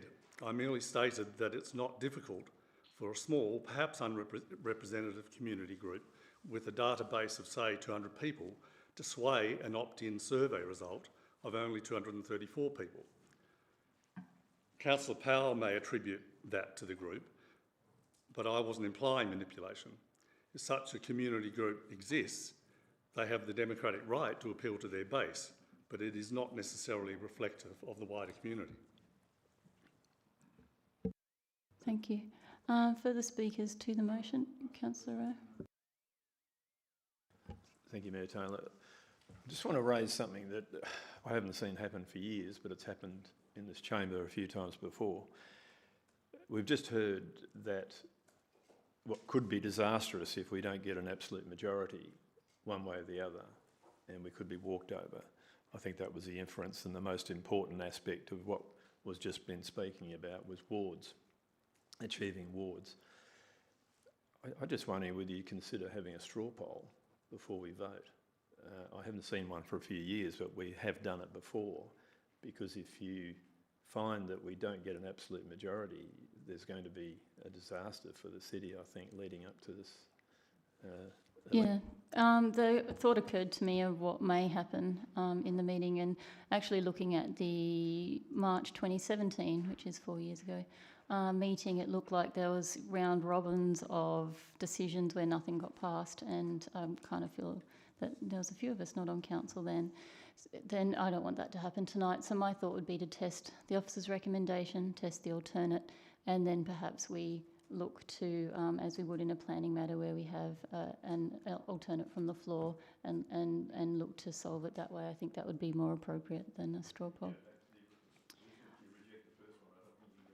I would imagine that you can, because the council hasn't made a decision, so you don't need to rescind anything. Councillor Hammersley. Yes, Mayor Taylor. I think Councillor Rowe's onto something. I think it's important, and I'd like to move a procedural motion that, pursuant to Rule 4.18, move that Rules 4.10 and 4.11 be suspended for this matter, so that we can have a conversation where we can at least try and reach consensus before we have to vote on any motion.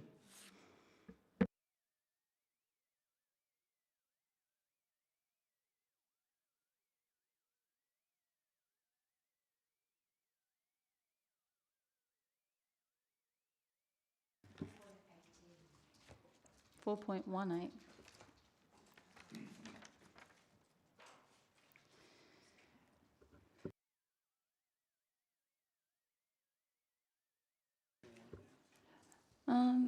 Councillor Hammers, we were kind of up to, we've had 8 councillors speak. I'm wondering if by the time everybody speaks we know better, and can look to doing that. Then perhaps I'm just conscious of pushing to a decision under the standing orders if we can.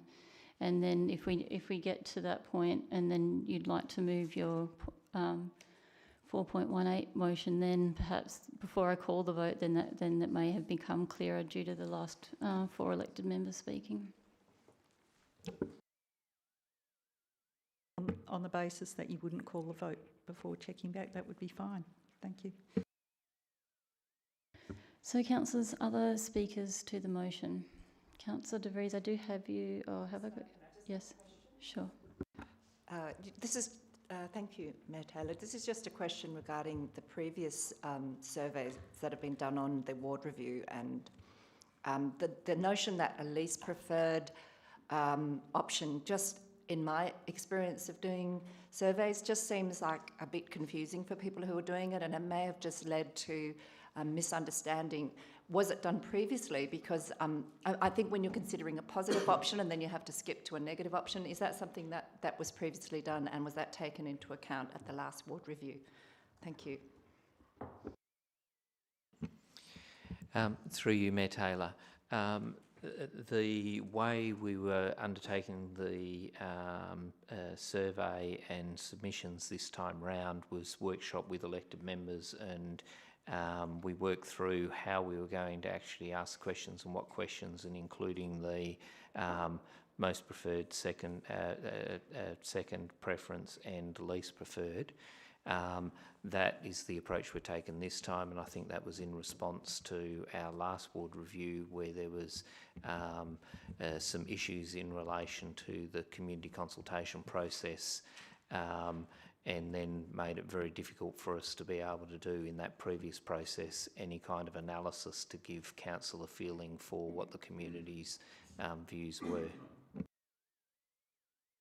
Thank you. Speakers to the motion who haven't spoken yet? Councillor McMullen. Thanks, Mayor Taylor. I've thought a lot about our successes and failures since 2017, and I don't think 8 councillors is a guarantee of success, but nor is 12. I could probably live with either, and this hasn't been an easy decision. What I do know, though, is that I'm a little bit sick of faceless people herding us in a particular direction. I don't particularly care what other local governments are doing. I'm not really moved by what people on an advisory board think we should do. What I am moved by is what's best for Subiaco. To me, the consultation tells us that yes, there is support for 8 councillors, but there's also a respectable amount of support for 12 councillors. Which option to choose is one for us, I think. It's not something that should be put down purely to a statistical analysis of data, because there's far more to it than that. So which is the better option? Well, I'm not really sure, but look, I think where I've landed is that more representatives means more representation for the people. There is a large workload that we deal with, and in my view, it's best shared across a bigger number of councillors. I mean, we need to think back to every time an issue in the community blows up, and it doesn't really take much, but I think you've got to ask yourself, is it better handled by 8 representatives plus a mayor, or 12? And look, we as sitting councillors are the best to make that call, I think. The agency that carried out the surveys does what they do, but they don't know what it's like at the coalface.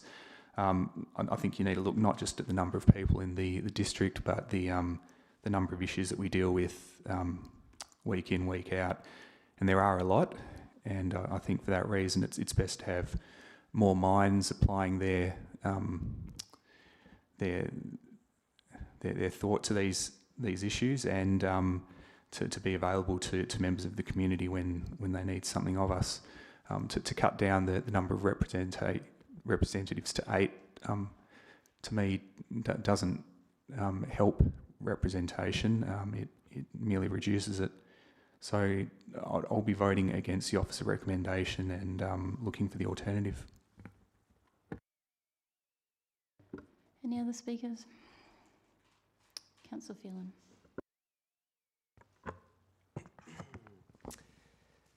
I've gathered from the results that the outlying decision from the community was 4 wards. They've got their 4 wards, and in the interest of getting the best result for Subiaco and the absolute majority, from what I've heard tonight, I think I'll be in favour of the 11 councillors. 4 wards. That's 12 councillors.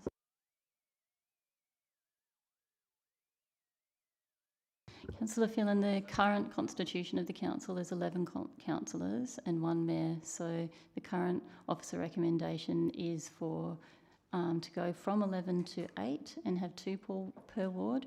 And we have an alternative from Councillor Jennings that looks to move from 11 to 12 and have 3 per ward.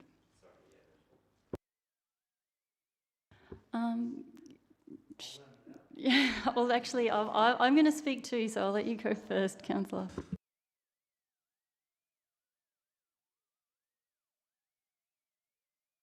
There we go. I'll be supporting the staff motion. The last time we dealt with this, it was done haphazardly. We didn't employ an external consultant. And that external consultant this time around has resolved all of those issues that we dealt with last time. And I can actually see, when I look at the opt-in numbers or sample, this time around it bears a striking resemblance to the samples that were taken, when was it, November 2018. So I put a lot of faith in the fact that we've engaged a consultant who's run this professionally, and I'm not here to pick that apart. I know Councillor Stroud said that, she noted it was a new low in consultation. Quite the opposite. I think this is a new high in consultation. I think us engaging a professional consultant to undertake this process has actually resolved all of the issues that came to a head in what was frankly a compromised sample or review a couple of years ago.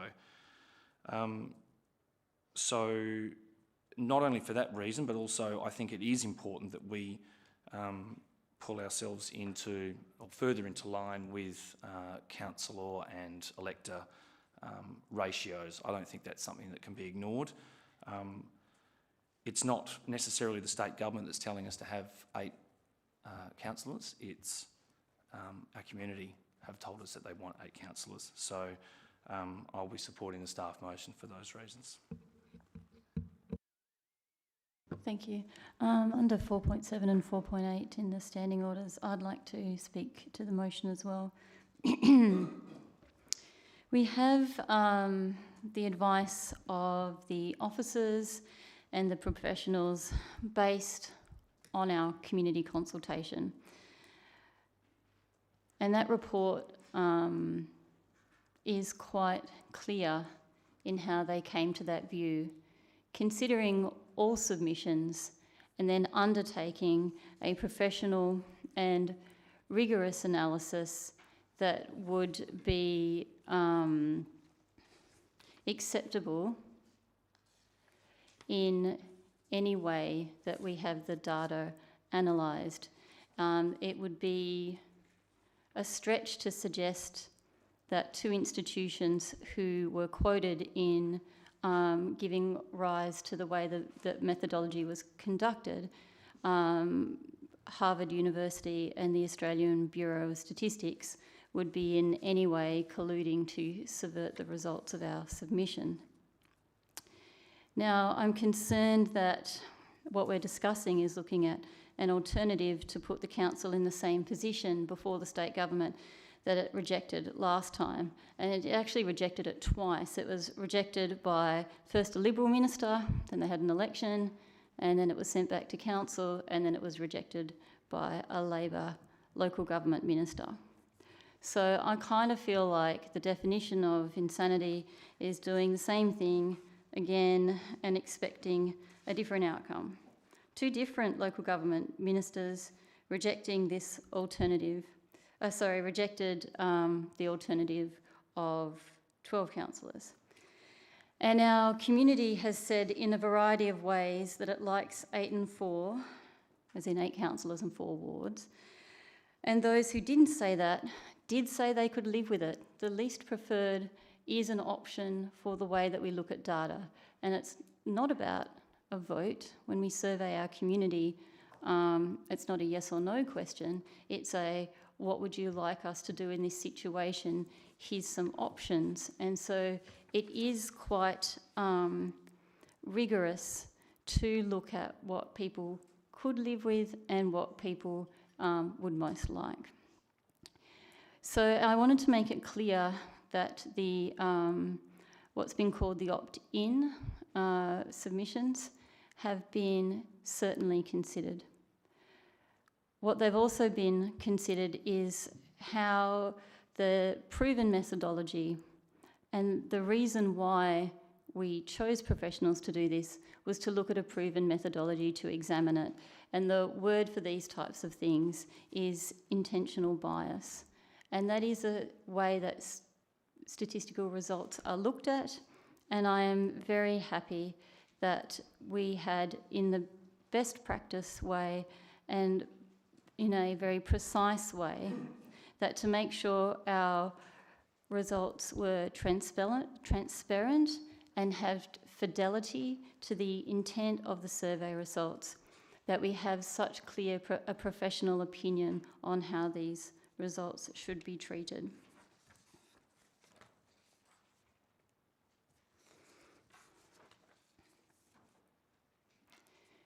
Councillors, it sounds like there's a unanimous consensus that we must make a decision tonight.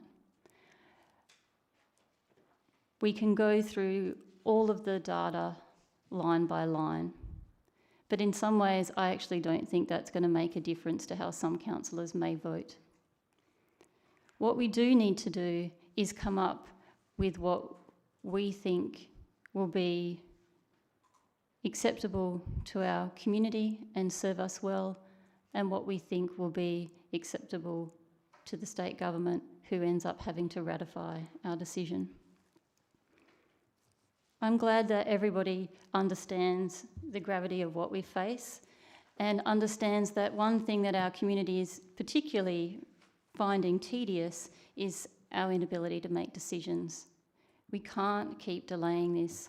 In March 2017, which was, as I said, about 4 years ago, Council failed to do what the Minister asked. We need to fix that. So I think we've come to everyone having had their bit. Councillor Hammersley, you are. Could I ask a question arising? I'm just a bit interested in understanding this idea that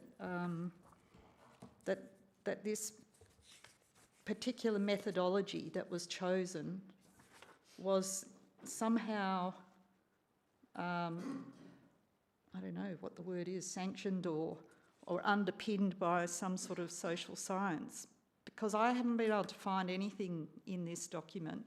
I keep seeing references to Harvard and others about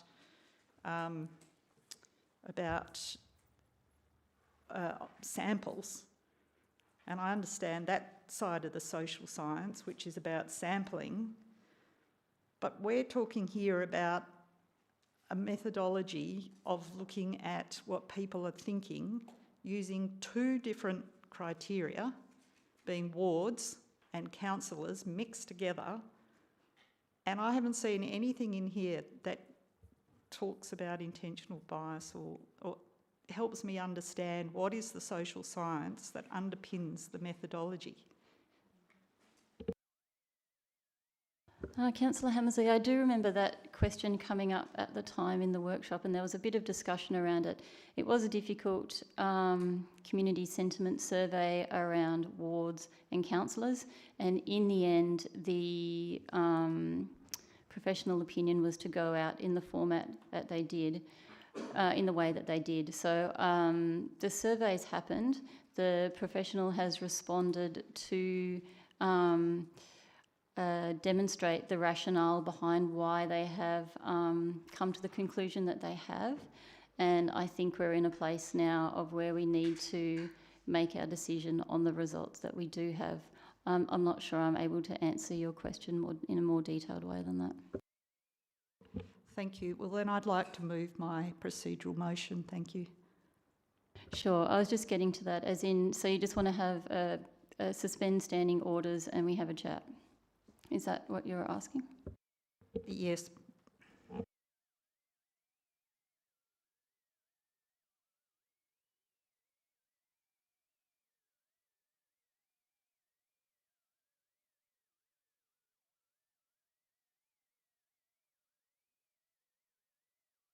Okay. So, councillors, what I'm thinking is if we pick, say, 10, 15 minutes to set a time for this, just so we don't chat all night and don't have a conclusion point to come to a draw, I'm happy to accept Councillor Hammersley's proposal that we suspend standing orders for the next 10 minutes. Do I have anyone against?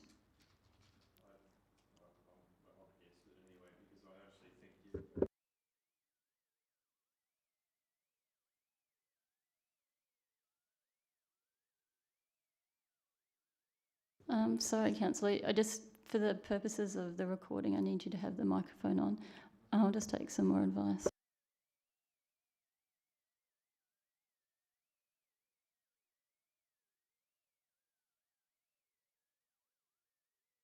So the CEO is suggesting is that we treat it as a procedural motion to vote on. So I had a mover from Councillor Hammersley. I noted we have some against. Do we have anyone seconding Councillor Hammersley's procedural motion? Councillor Jennings. I'll just call the vote on the procedural motion, please.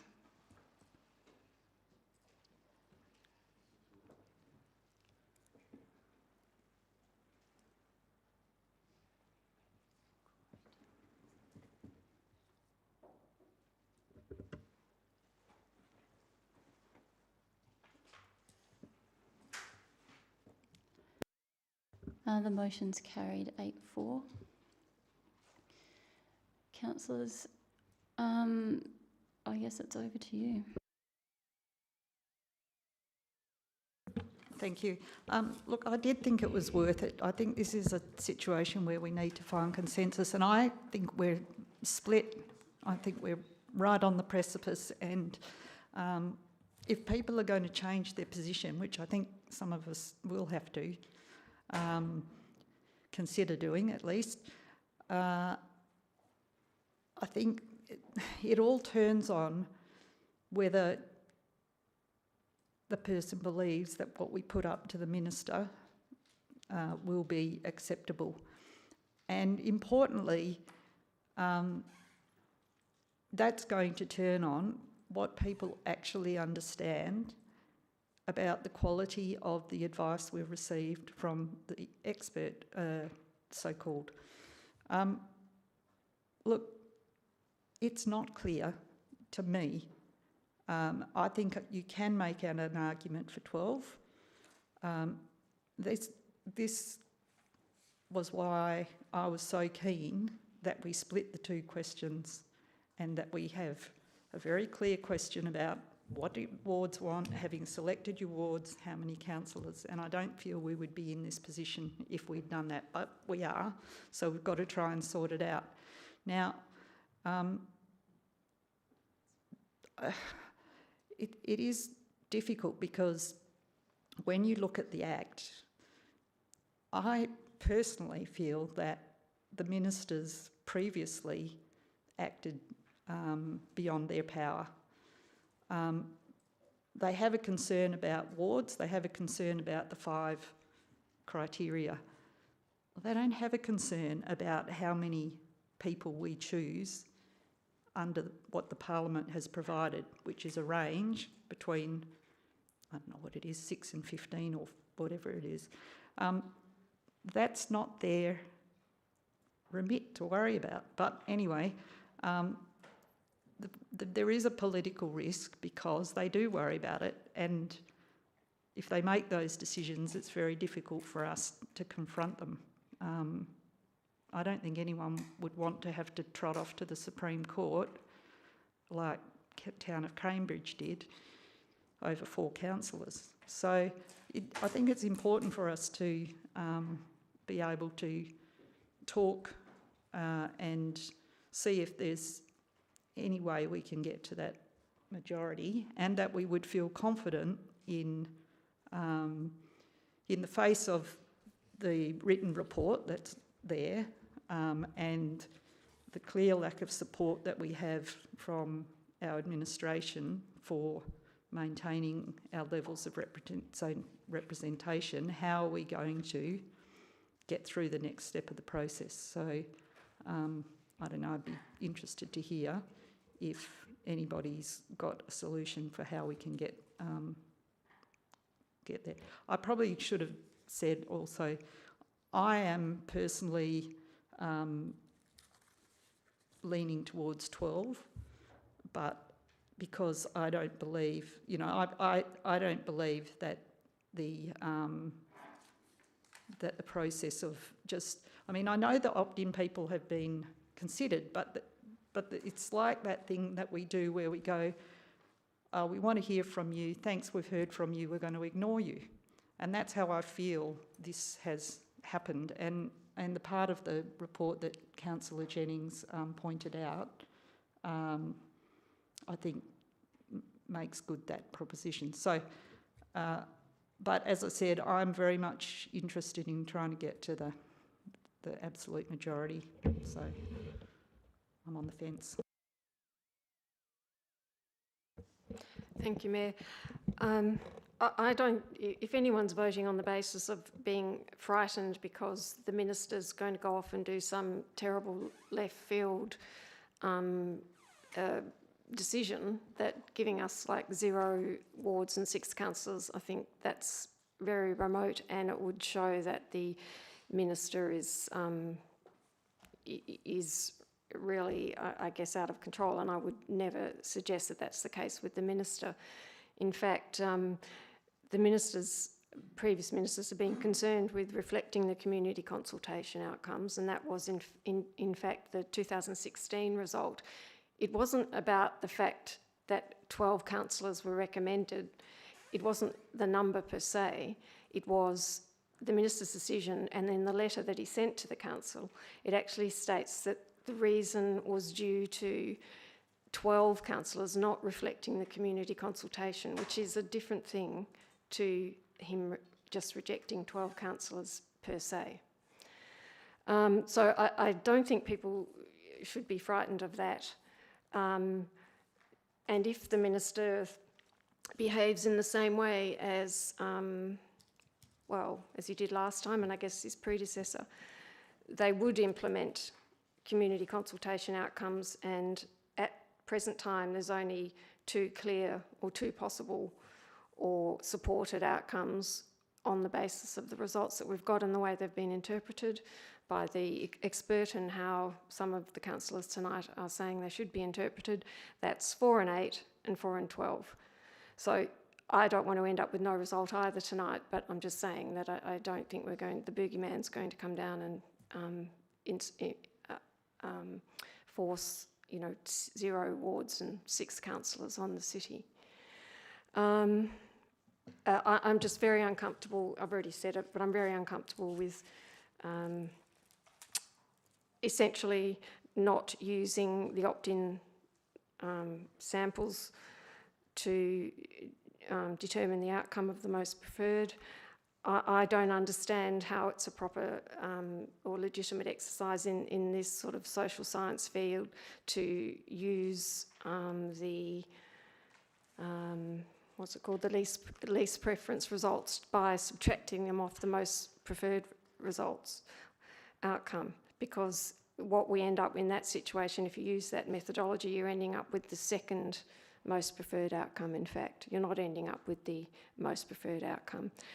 I've never seen surveys done like that and the results used in that way, and I think it's pretty unusual. And certainly if it was a sort of any other kind of preferential selection system, that kind of data would never be used to impugn what is actually the most selected option. Councillor Jennings, I just wanted to ask you, I voted that we would do this not so that we would have 2 goes of trying to convince everybody, but so we could look to coming to a conclusion. So I'm kind of hearing the same arguments that you used in debate. I just didn't think this was debate times 2. I thought we were using the opportunity to come to a consensus, so and take that time to either ask questions or get back to, seeing where people are sitting so we know how we can look to vote. Well, just to finish, Mayor, which I was just about to wrap up, I'm still of the view that 12 is the way to go, and the community consultation outcomes reflect that. I don't know what kind of consensus can be reached, other than, you know, people have to change their minds, and there has to be a basis for that, I guess, to make something to convince people to change their minds, other than just the threat of the minister doing something untoward, which I think is an unlikely outcome. So I haven't got any solutions for how we can come to a consensus. Mayor Taylor, under 7.1D, I'd like to move that the question be now put. Do I have a seconder for Councillor Nash's motion? Councillor Mansfield?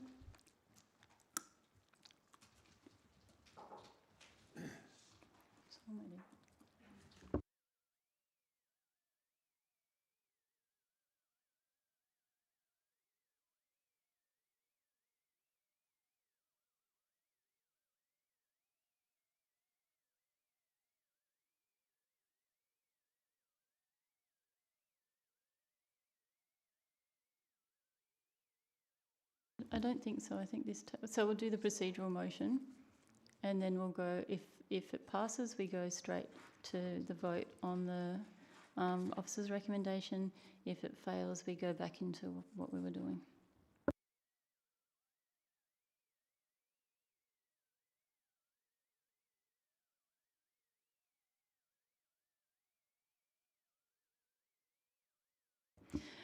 So, councillors, will go to Councillor Nash's procedural motion that the question be put.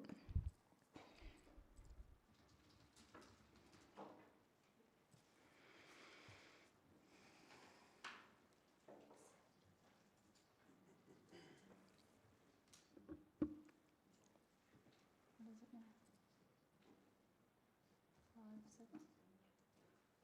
So it's lost? Okay. So the procedural motion is lost 5-7. So Councillor De Vries, I think you had your hand up. Yeah, look, again, I'm also keen to see a consensus tonight, and I certainly listened to the arguments supporting the officer's recommendation as well.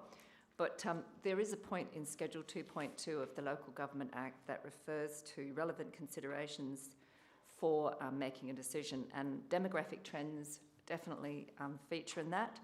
I wonder how long it might be, and a question I don't know who to ask this of, but current and projected population characteristics, and we do know we have a very active community, so does characteristics mean numbers of people? But certainly we would be expecting a fairly rapid increase, so that kind of supports my feeling that the 12 councillors and 4 wards might be the better option. But then again, the second part to the question is, when could we next do a ward review? I know that sounds like a terrible question to ask at this point, but probably not in my time. But when would the next one come up if this one... I know, it's a terrible question. It is just a general question though, thanks. 2 questions, thanks.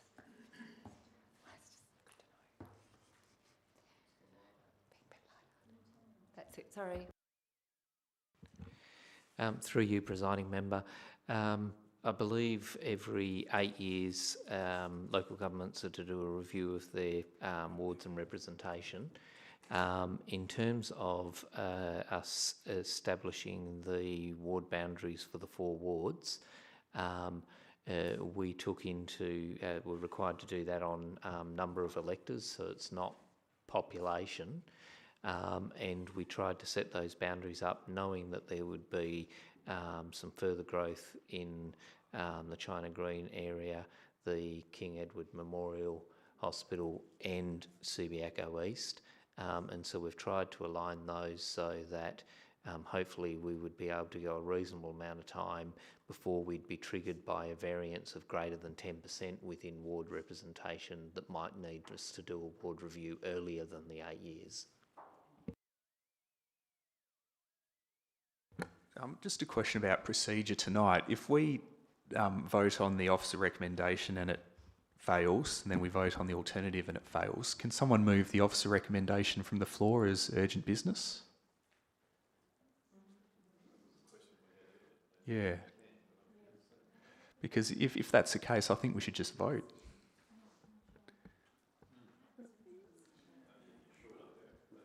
Well, the only reason we couldn't bring it is if it lapses for want of a seconder.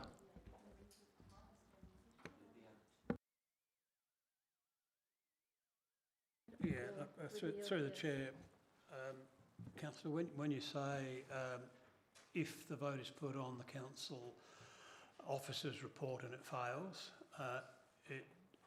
what you're really saying is that it's lost by a number.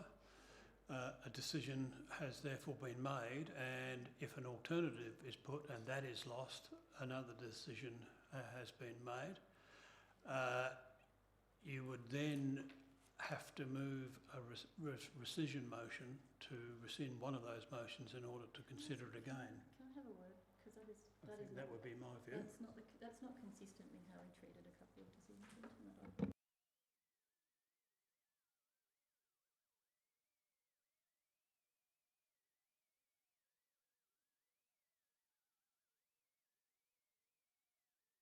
All I'm getting at is you might remember we had multiple EMMs that were lost and were brought back again. So my understanding is that if it's passed, it requires a rescission motion because it's a decision of council. If it's lost, then council didn't decide because, there's nothing to rescind. So we did have that question asked, and I only know that by example. So that happened. So it's interesting what you learn. I'm having some differing advice on a couple of things. There's the possibility of going back to some form of straw poll. Councillor Hammersley, you had your hand up. I was just wondering, there's actually two resolutions to be put by the officer's recommendation, and I was wondering, were we going to be doing them together as a block or separately? The officer's recommendation I was going to put, seeing we do have an alternate, so because we have an officer's alternate, a council's alternate, this will be put as the officer's recommendation.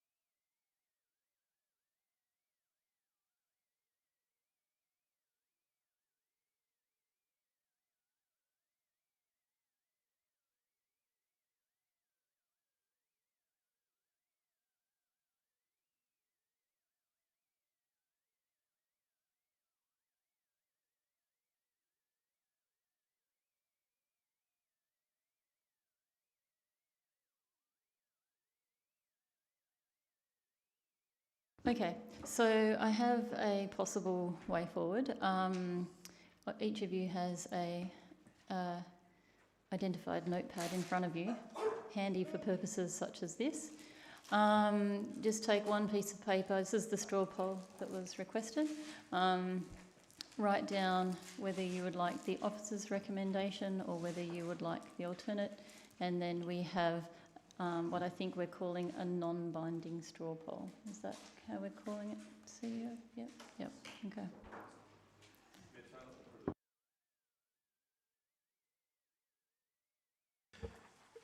Thank you for entertaining me. This is going to sound a bit strange, but I just want you to think about it.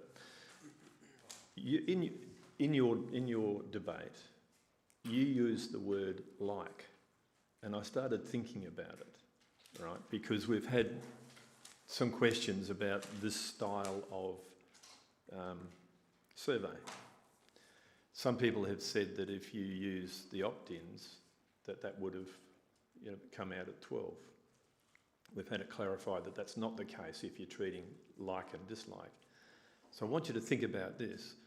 If you were a host of a group of people in your home and you were deciding on something to do, I like that word, like, because what you would do is you would work out who wants something and who doesn't want something. And in the end of the day, to appease people, you would choose something in between, wouldn't you? You would consider both areas. That's what they've done here. They've gone for like and dislike. And when you use that in your debate, I figured that was a pretty good interpretation of how you would treat things this way. And I must admit, you know, I questioned it myself, but I think that's how this comes out. You're finding mid-ground, and it comes out on 8, not on 12. We've had it said a number of times that if you treated the opt-ins, it'd come out at 12. It doesn't. It comes out at 8. Both come in at 8.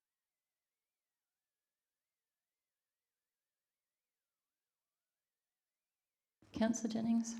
Thank you. Just to clarify,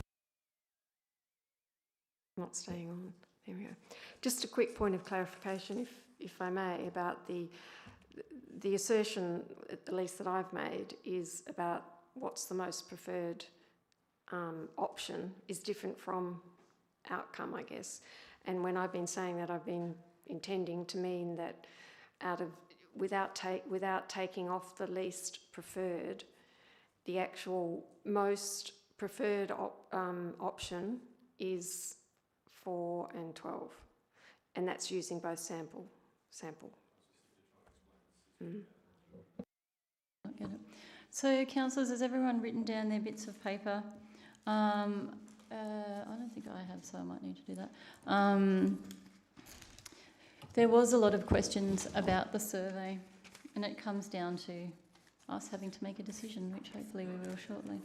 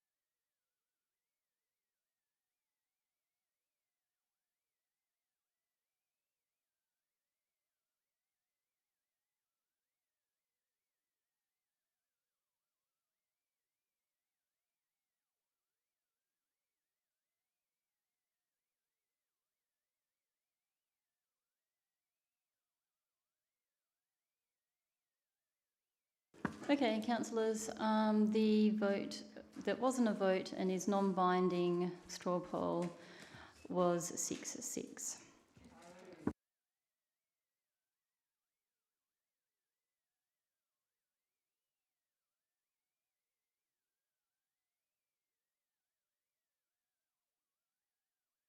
So the CEO is recommending that I resume standing orders and we put it to the vote. It has been some time since we said. Yes, Councillor Strode.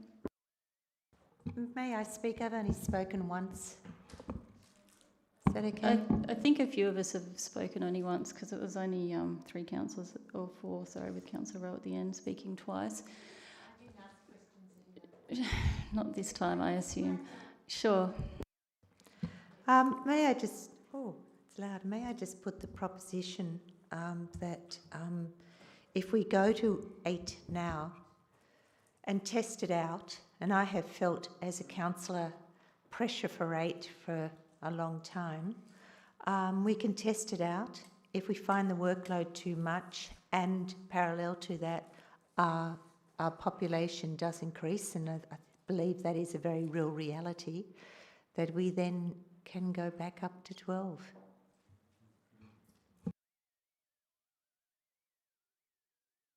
Necessarily 8 years, because I believe Director Hawkins did say that if is that right, Director Hawkins? I believe that if numbers are imbalanced sooner, we can call it sooner. Is that correct? Through you, Mayor Taylor, the 8 years that I was referencing is that every 8 years you must do a ward and representation review.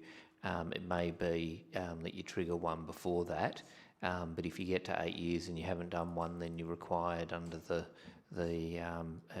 Act and regulations to initiate a ward review. Thank you, Mayor.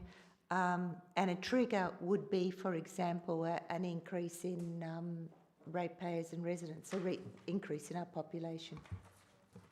Would I be right? Councillor Hammersley.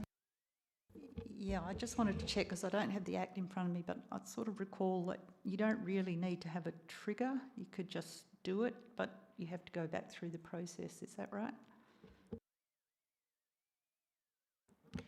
I'm at the same. I don't have it in front of me, but I'm pretty sure that you don't necessarily have a trigger, but obviously if there is a trigger, so if our representation ratios go out by greater than 10%, within the 8-year period, we would need to do one prior, so that would be the trigger. In terms of if the council wanted to do a ward and representation review, I believe under the legislation you can, and you've just got to go through the process.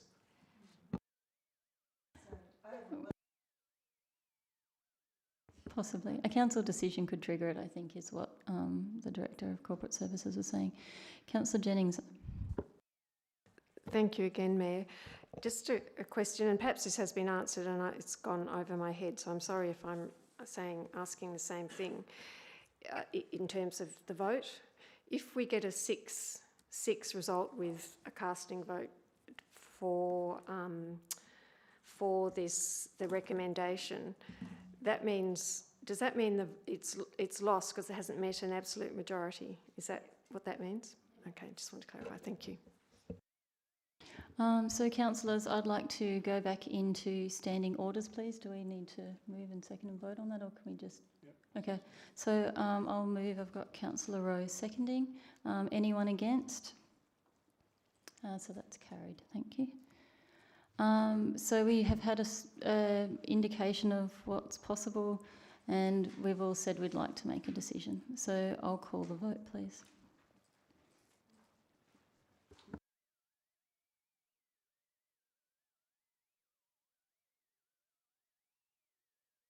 Just to be clear, we're voting on the officer's recommendation.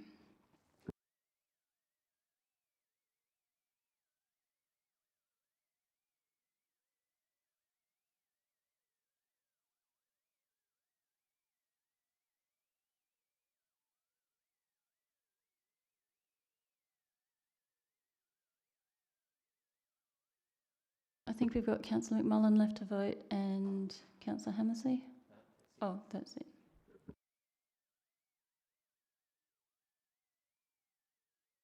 The motion is carried 8-4. Thank you, councillors. The officer's recommendation. Yeah, well.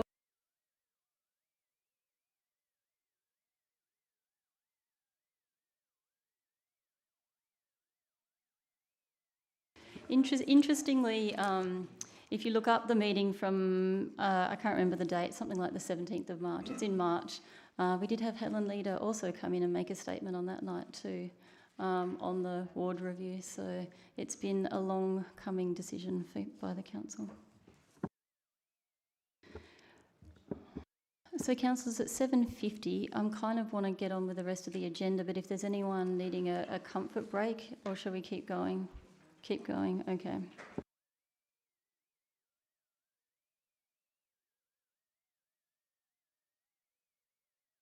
So councillors, we'll move to C12.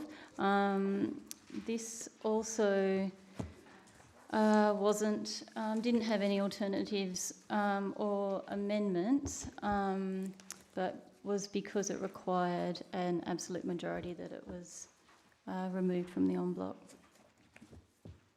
Where's my page numbers?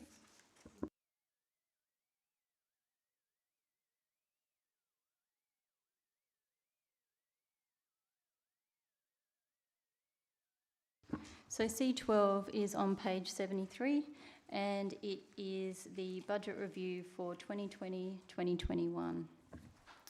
So do I have a mover for this item? Thank you, Councillor De Vries. Do I have a seconder? Thank you, Councillor Nash. Do I have anyone intending to vote against? I'll call that carried. Thanks, Anthea.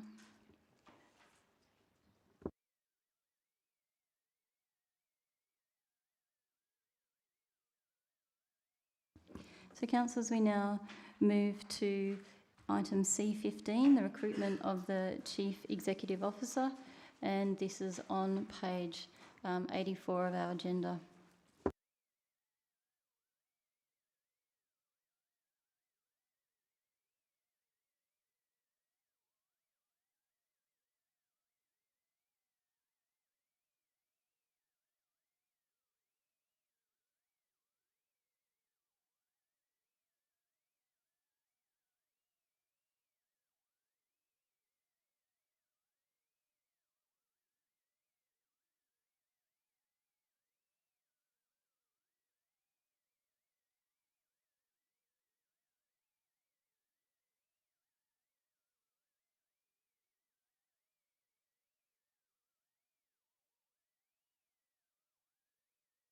So, councillors, we have the officer's recommendation before us on page 83.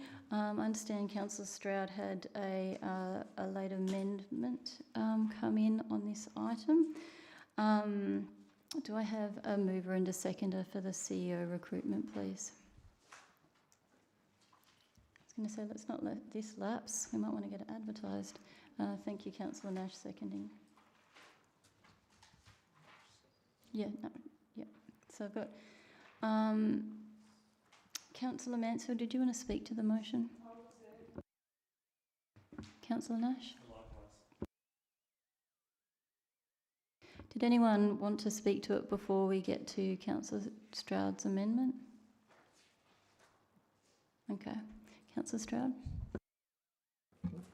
Yes, thank you, Mayor, and thank you to Director Hawkins too this afternoon, because if anybody got my amendment in my haste, I had referred to the wrong point in the officer recommendation. So, in other words, to get to the point, what I'm recommending is in the officer recommendation point 1 that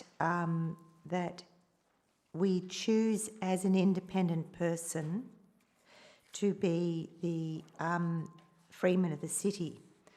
Now, so can staff just put it up so that we can have a look at it? So, in other words, in accordance with Clause 8 of Schedule 2, the Local Government Administration Regulations, the independent person to be appointed to the CEO Review Panel be a Freeman of the City. And what I've done is actually leave a gap to choose. So if we can get that up then and take a pause, I'll then talk to why I've suggested this. Thank you. Do I have a seconder for Councillor Stroud's amendment? Thank you, Councillor Hammersley.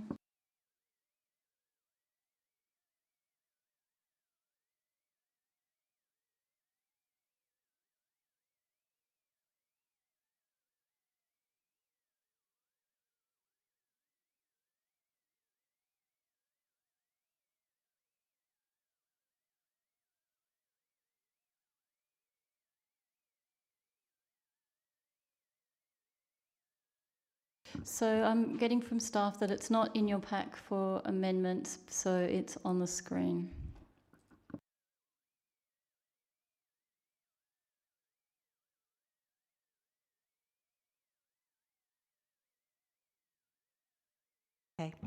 Okay, now where this has come from is it's all about the fact that we have to nominate an independent person to the panel.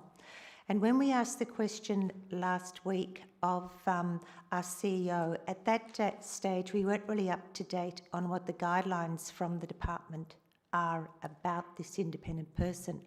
So I made an inquiry with the department and they directed me to a link which explained that an independent person could be, quote, a former elected member or staff member, a former elected member such as a mayor or shire president or staff members of another local government, a prominent or highly regarded member of the community, or a person with experience in the recruitment of CEOs and senior executives. It also explained what the intent behind this was, and this is from the department, quote, that the essence of the role of an independent panel member is to bring an impartial perspective to the process and reduce any perception of bias or nepotism. So I thought about this and I thought about the CEO's suggestion of choosing someone from the Public Service Commission, and I couldn't really see how that would fit in best with our purposes and how we would far more benefit. If we wanted to get any benefit from this independent person, I felt that surely, one, it would be good to someone who had CEO recruitment experience, and two, had a good understanding of the city of Subiaco. And in that regard, I felt that the freemen of the city best suited. Both of them, Richard Diggins and Heather Henderson, have both served as mayors, and they've also been through the recruitment process, and they certainly have lived and breathed the history of Subiaco and understand it well. So I then took the next step of actually giving them a ring, because I thought, oh, this could be much ado about nothing if I didn't actually see if they were interested in stepping up to this position. And they completely understand that it is up to the will of the council, so there's no offence if we don't go down this track. But they realised that I just had to explore the possibility if they were interested. So I rang both of them, and I ended up with a result of where Richard Diggins was happy to that Heather Henderson took up the role, and that he would deputise if she wasn't available. Now, I don't know if there is actually room for a deputy position, but that was the result. And bear in mind that Richard Dickens has not been well, so and seriously unwell. So that's where he's probably just feeling it would be wiser to ask Heather Henderson. The other issue too, I thought about this, is I also asked them, you know, do they agree with the idea, but would they be available? And I felt this is very important, because I feel enough, you know, just to herd 6 of us together with a recruitment agent and a human resources person and an independent person. And if that independent person, say, came out of the workforce like the Public Services Commission, we may be very restricted in our timetable when everybody could come together. So certainly we're pretty guaranteed that both freemen of the city are available. So that's what I'm putting to you tonight, and leave it up to I hope we don't really talk too much about it. I don't want to cause any embarrassment here. I just feel this would be a better choice than a random person, and it helps us move forward. Thank you. Councillor Hammersley. Speaker against the amendment.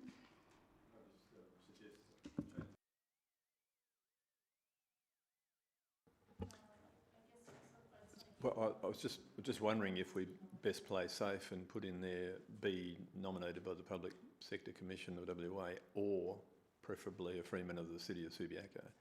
Would that be okay, in case something went wrong on their availability?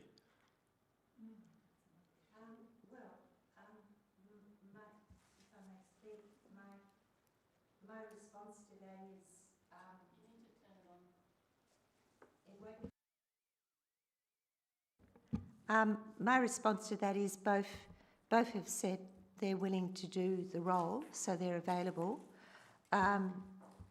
Richard Dickens said that he's happy that Heather did the role, took it up, but he was happy to deputise. So I don't see we need another person from a public service commission to do it.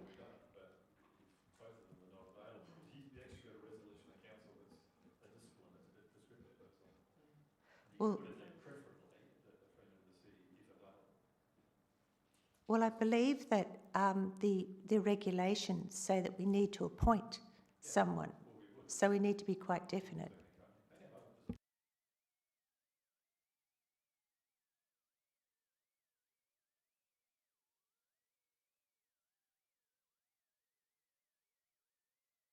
Thank you. Look, I must admit I haven't seen this until it's come up on the screen before me, so I don't know if it was submitted earlier or what, but there's obviously no comment from our staff there, and I know the acting CEO talked in favour of the. I believe he talked in favour of the public sector commissioner at the workshop that we had. Can I ask, seek some clarification around that, or some views around that, around this amendment? Well, the other question I had, which perhaps the CEO can ask, did you authorise the Deputy Mayor to canvass members of the public to be on our recruitment panel? No, Mayor. I didn't. In respect of the Public Sector Commission, I took the view that you probably couldn't find any more independent than that group. But it's removed from local government, and the commissioner or someone very high up in the Public Sector Commission would make the nomination to assist the council. Now, there's no guarantee that even by adopting the officer recommendation that the Public Sector Commission would be agreeable to this either. Because they haven't considered this proposition in the past, I had suggested that they may wish to consider it as a test case because they may get others' application along these lines, but we just don't know at this stage. They are processing this thought bubble, if you like, through the Commission's hierarchy, but there's no guarantee that they would agree to it anyway. But there is one thing in our favour is that we probably, if we knew by this time next month, it wouldn't impact on the recruitment process, we could reconsider it again. Okay. Councillor De Vries. Thank you, Mayor Taylor. Just a really simple question. Is it possible just to have the words "to be nominated by the City of Subiaco"? So that we don't have to, no, we can't, it has to be, definitely, sorry.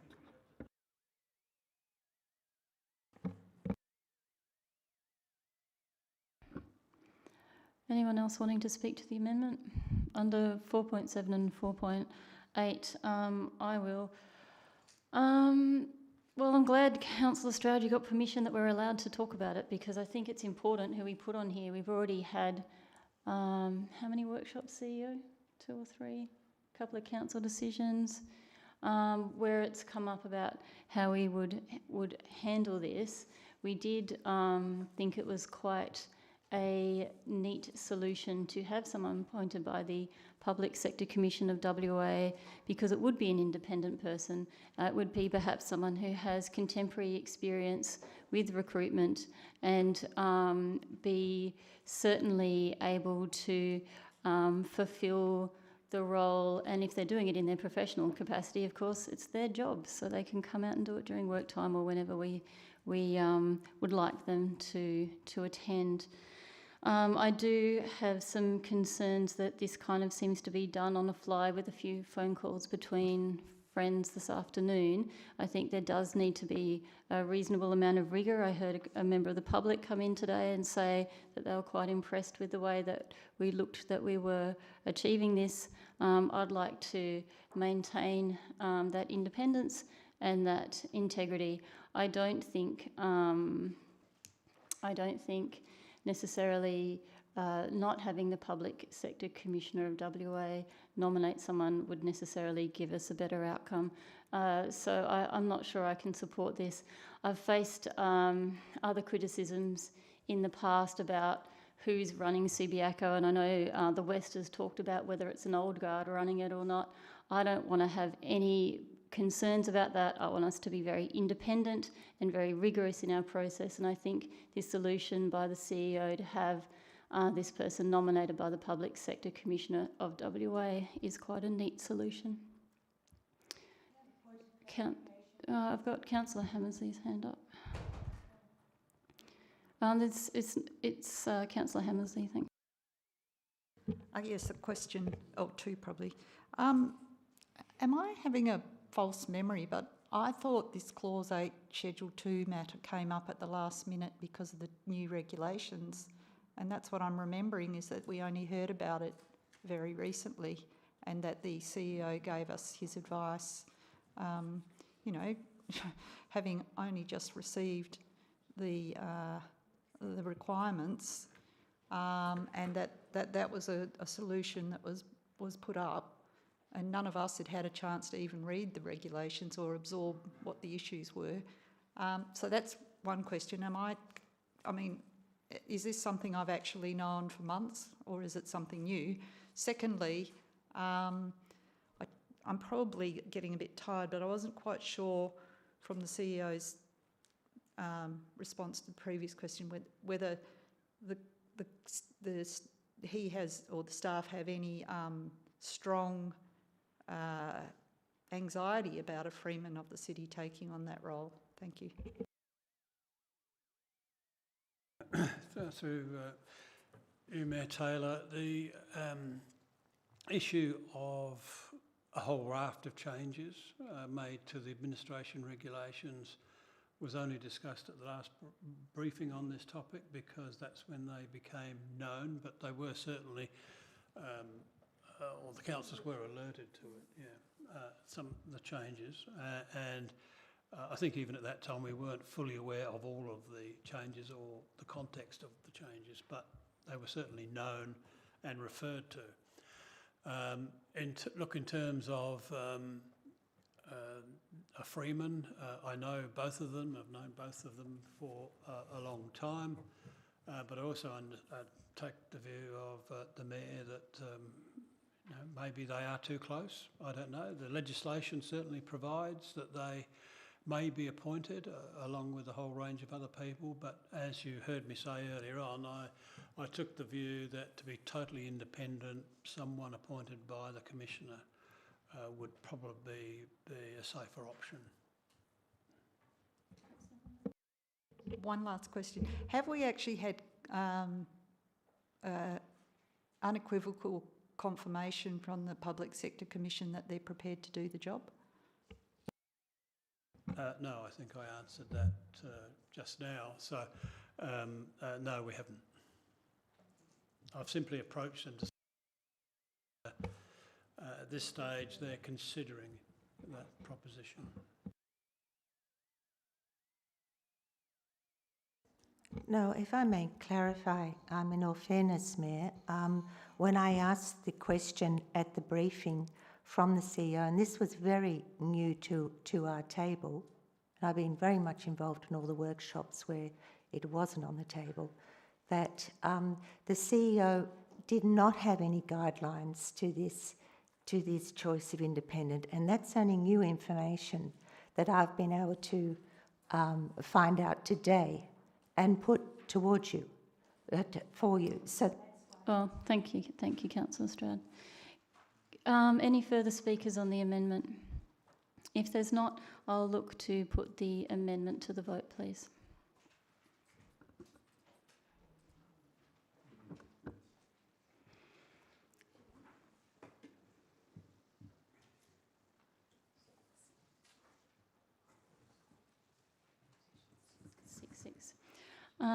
The vote on the amendment is 6-6, so we go to a casting vote of the Mayor, and I'll be voting against it. So the amendment is lost 6-7.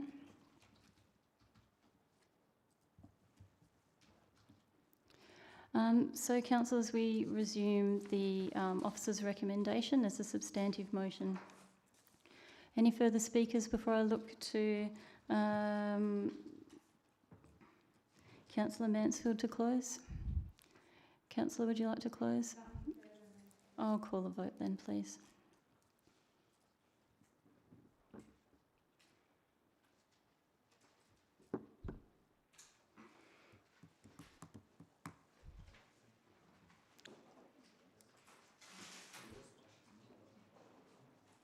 I think just...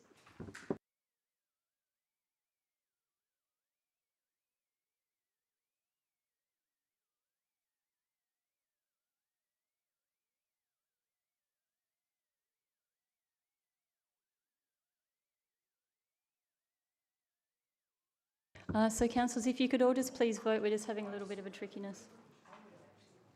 So, councillors, whether you think, if you could all please vote, I think I've got 3 elected members who have voted. We're voting on the officer's recommendation on the CEO.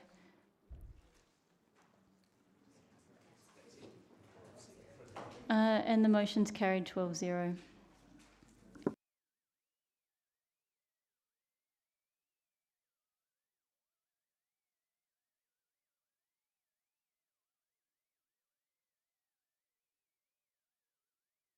So, councillors, thank you very much for your attention tonight. Well done on all the decisions that were made.